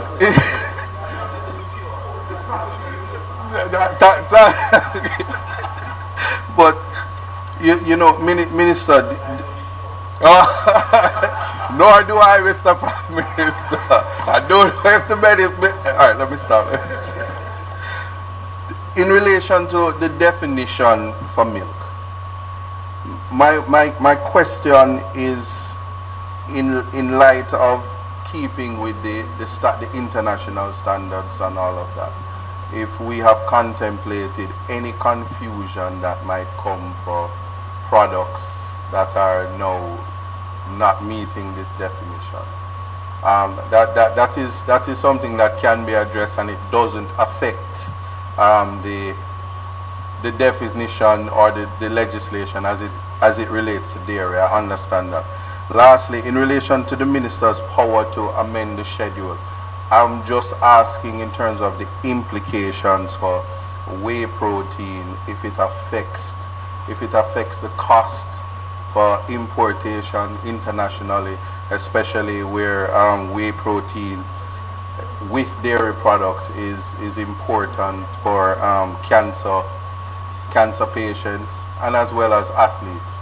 So I see it in the schedule, and it pop out at me, and perhaps if you could just address that, it may ease the concern that I have. Thank you very much. Thank you, members, and I really appreciate the contributions. What I will have to do in responding is to signal to the dairy industry that this part of the sectorial is going to be given now, right? So that you will not look for it to come again in the sectorial. Because a number of points raised by the opposition spokesperson on agriculture are in fact things that are being implemented by the government, and you have really highlighted some of the real challenges that have faced the dairy industry. It's good to reflect on history, even with the last intervention by the member from East Portland. You know, there was a time that we had a very robust dairy industry. In fact, we were at about 40 million liters that we were producing in the 80s to early 90s. But, you know, I'm sure there may be conversations, but definitely importation policies that were followed in relation to substitutes for dairy really brought a screeching halt to our dairy sector. And as such, the Dairy Development Board was brought about in 2009 to try and lead the resurgence of our dairy industry, especially as we recognize that the world had started to move away from substitutes and to go back to fresh and for things that are not necessarily reconstituted. So the challenges that have been set up for the last 20 years, especially for the period that we weren't paying a lot of attention to our dairy industry, are, as has been highlighted, poor productive levels in relation to our dairy cows. To say that, the reality is that Jamaica developed a breed of dairy cattle which is world renowned for its ability to produce under the most challenging circumstances in terms of heat. A lot of dairy cattle, a lot of dairy breeds across the world cannot treat with the tropical climate. So the Jamaica Hope was a step above the rest when it was formulated. But the Jamaica Hope was formulated in the 1950s, right? So what happened, quite frankly, is that our genetic work never kept up pace with the changing climate. We are changing that. So about 2 years ago, we started a Jamaica Hope redevelopment team that is now housed at Bodles, and what we looked to do was to take out the best genetics from the Jamaica Hope line to look at the production numbers. Unfortunately, what had happened, because there wasn't that consistent selection process, inbreeding was happening and the line was being really driven down. But now we are seeing some productive returns. There also is a drive to ensure that what we call cow comfort is taken into account in the design of the modern dairy. So to ensure that the cows are cool, as you would have seen, True Juice has followed that model. And what the ministry has been doing through the Jamaica Dairy Development Board is for our smallholder cattle farmers who are less able to follow that model, because as you know, they have their dairy cattle out in the field and they don't have this sort of infrastructure. We've been doing communal infrastructure. So we've started in St. Thomas, we're doing in St. Anne, where we're doing communal parlors, right, with the sort of trappings that makes the cows a lot more comfortable. Additionally, we have a dairy equipment lease program, because one of the challenges that the farmers have is that they don't have the equipment, right? A lot of them, especially the smallholder farmers, are doing hand milking. We have now provided mobile milkers to them, and we are renting things like harvesters, things that they need to do proper fodder production, and that has been going extremely well. And we are seeing increased productivity, led by True Juice, but we are also seeing increased productivity at Sectoral, which we're very happy for. They have gone through a difficult time, and then we're now seeing increased productivity in the smallholder farmers.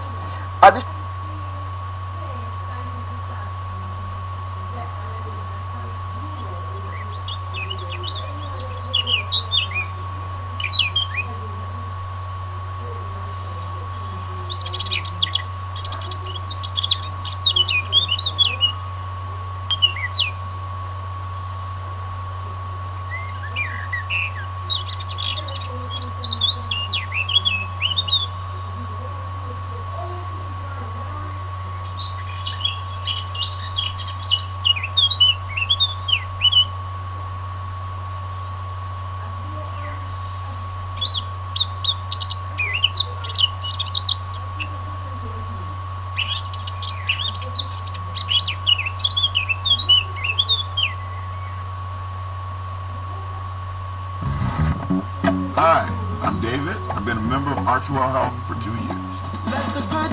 I'm always trying to learn new things. With chess, you have to think at least 7 or 8 moves ahead.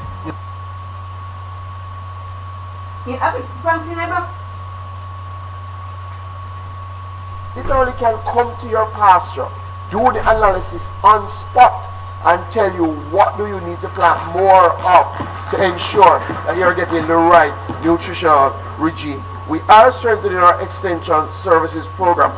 We have been on the artificial insemination journey. In fact, over the last 4 years, we've done 3,000 cows. And PM, you have to come and visit Minard, because I must tell you, Minard is a big success story. Minard had gone through a very difficult time, but we, brought in the ASC who operates Minard and really read them the right act, and they pulled it together, and now they have been the leader in artificial insemination, and now we're seeing the fruits of that labor. And I'm telling you, the cows are looking extremely good. And I want to thank the private sector companies, Nutramix, who has been helping us in a big way in relation to that artificial insemination program. Additionally, we have started a national goat dairy program. Started it in 2023. That's one of the initiatives that I have brought to the ministry. And again, it's keeping with listening to the farmers, as the member from St. Catherine Northwestern said. It's about giving another avenue. And as you rightly highlighted, member from Eastern Westmoreland, in terms of the amount of land space needed to significantly increase your cattle population, you have a better chance with goats. So what have we done? We've already imported 100 goat milk breeds, including the Seine, which is the most widely popular as a milking goat, and the Alpine. We've brought those in. We've had the Nubian for a while. The Nubian can do both, right? And now that we've brought in those 100 goats and we've had them at Bodles, now they are acclimatized. So we're going to start the program now of distributing those. I leave that one for the sectoral. But we're going to start that program. The Kiko is also there. Well, the Kiko is a good meat goat. Outside of that, let me see if there's any other area. We are doing some grant programs. We used to have a robust program through the PC Bank, funded by the Jamaica Dairy Development Board. It had some challenges, right? Years before this administration. Trying to get that back up and running with some of the capacity that we will get now. In relation to the questions from the member from West Portland, we don't think there will be much East Portland. We don't think there will be much confusion in relation to this new definition of milk. It's very, very clear. I know what you're asking, and I thought you were going to ask another way, whether we should go further, right? But it's something that we are contemplating. I leave it at that for now, because there are a lot of things that call themselves milk in the market. There must be a reason why they call themselves milk. There must be a competitive advantage that they get from calling themselves milk. And they, right now, they avoid any of this. So we're not there yet, because it has to take some consultation. We're not there yet. And no, there won't be any significant increase in cost, right? There won't be any significant increase in cost. I agree in relation to agro-processing. We are focusing on hay. You raised that. We actually bought a hay baler, and we're doing some work at Bodles, and we're actually renting out the baler so that people can do their own hay. Very, very important, especially with the change in climate. And just to say, over the last year, we have developed 258 hectares of pasture, 122 hectares of fodder as a part of our program. So I agree with the members. I'm very happy to hear the widespread support. Mr. Speaker, on that basis, I think we can quickly go to committee. There's one amendment which we agree with.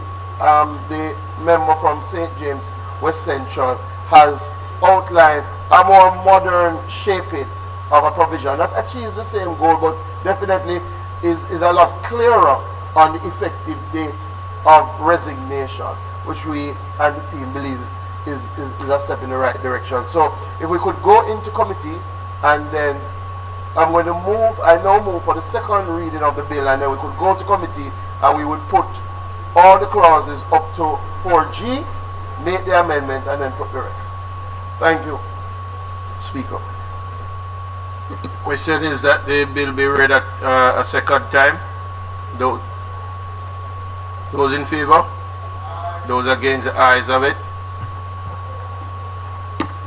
A bill entitled An Act to Amend the Jamaica Dairy Development Board Act, expand the definition of milk in keeping with international standards, and to provide for connected matters read a second time.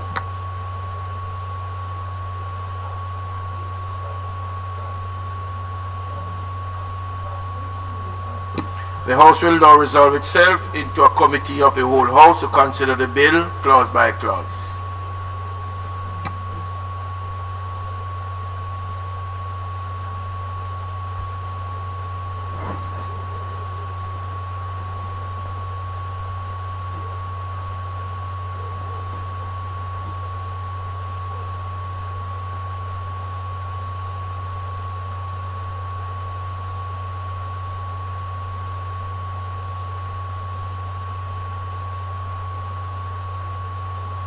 Chair, I put the enacting clause and clause, I put the enactment and clause 1 to 4F.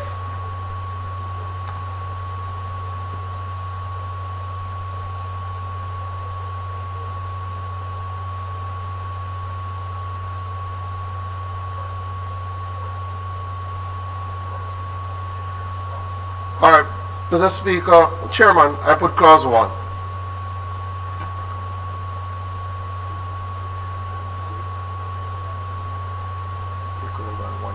I put clause 1 to 3. Those in favor? Those against? Ayes have it. In clause 4, we are going to amend clause 4G by delete the words from the date of receipt by the minister of such instrument that such person shall cease to be a member, and substitute therefore the words such resignation shall take effect from the date specified in the instrument.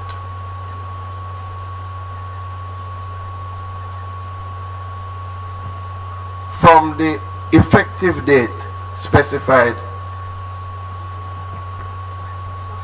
Yes, such, I'll just read it again. So we will delete the words from the date of receipt by the minister of such instrument that person shall cease to be a member, and substitute thereof the words such resignation shall take effect from the effective date specified in the instrument. So we put the amendment. Those in favor? Those in favor? Aye. Those against? The ayes have it. I now ask to put clause 4 as amended. The request is that clause 4 as amended. Those in favor? Aye. Those against? The ayes have it. I now ask to put clause 5. Those in favor? Aye. Those against? The ayes have it. I ask to put the first and second.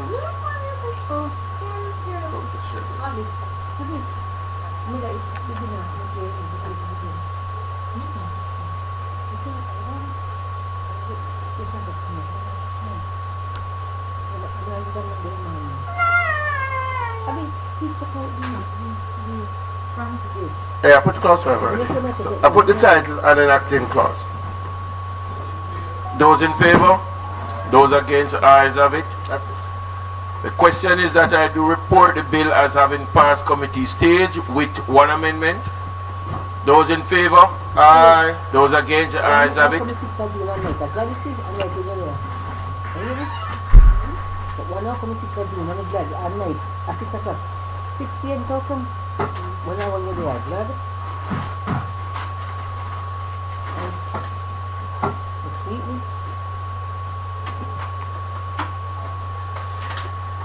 I do report the bill as having passed committee stage with one amendment.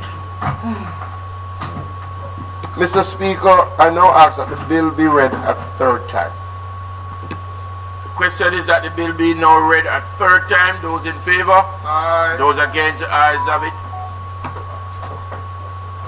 A bill entitled An Act to Amend the Jamaica Dairy Development Board Act, expand the definition of milk in keeping with international standards, and to provide for connected matters with a third time and passed.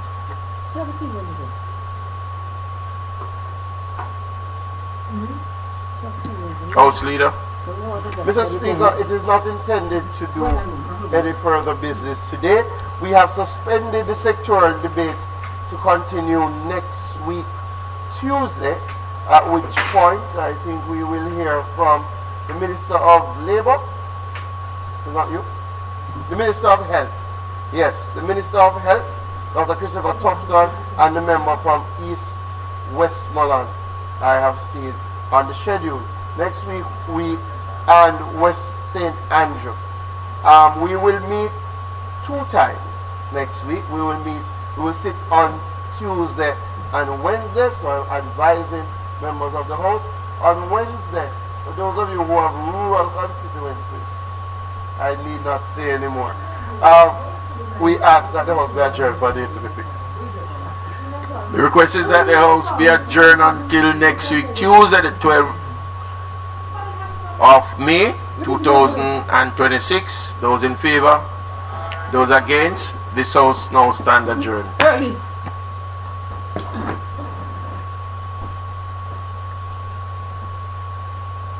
Half midnight. Half my real life gonna start it. Tonight when I only come and do, oh my God.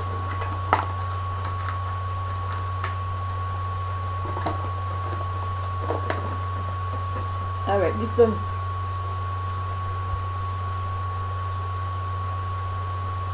End this now. So that's it. No, that's it. That's it. Stop live stream, right? And press yes. Yes.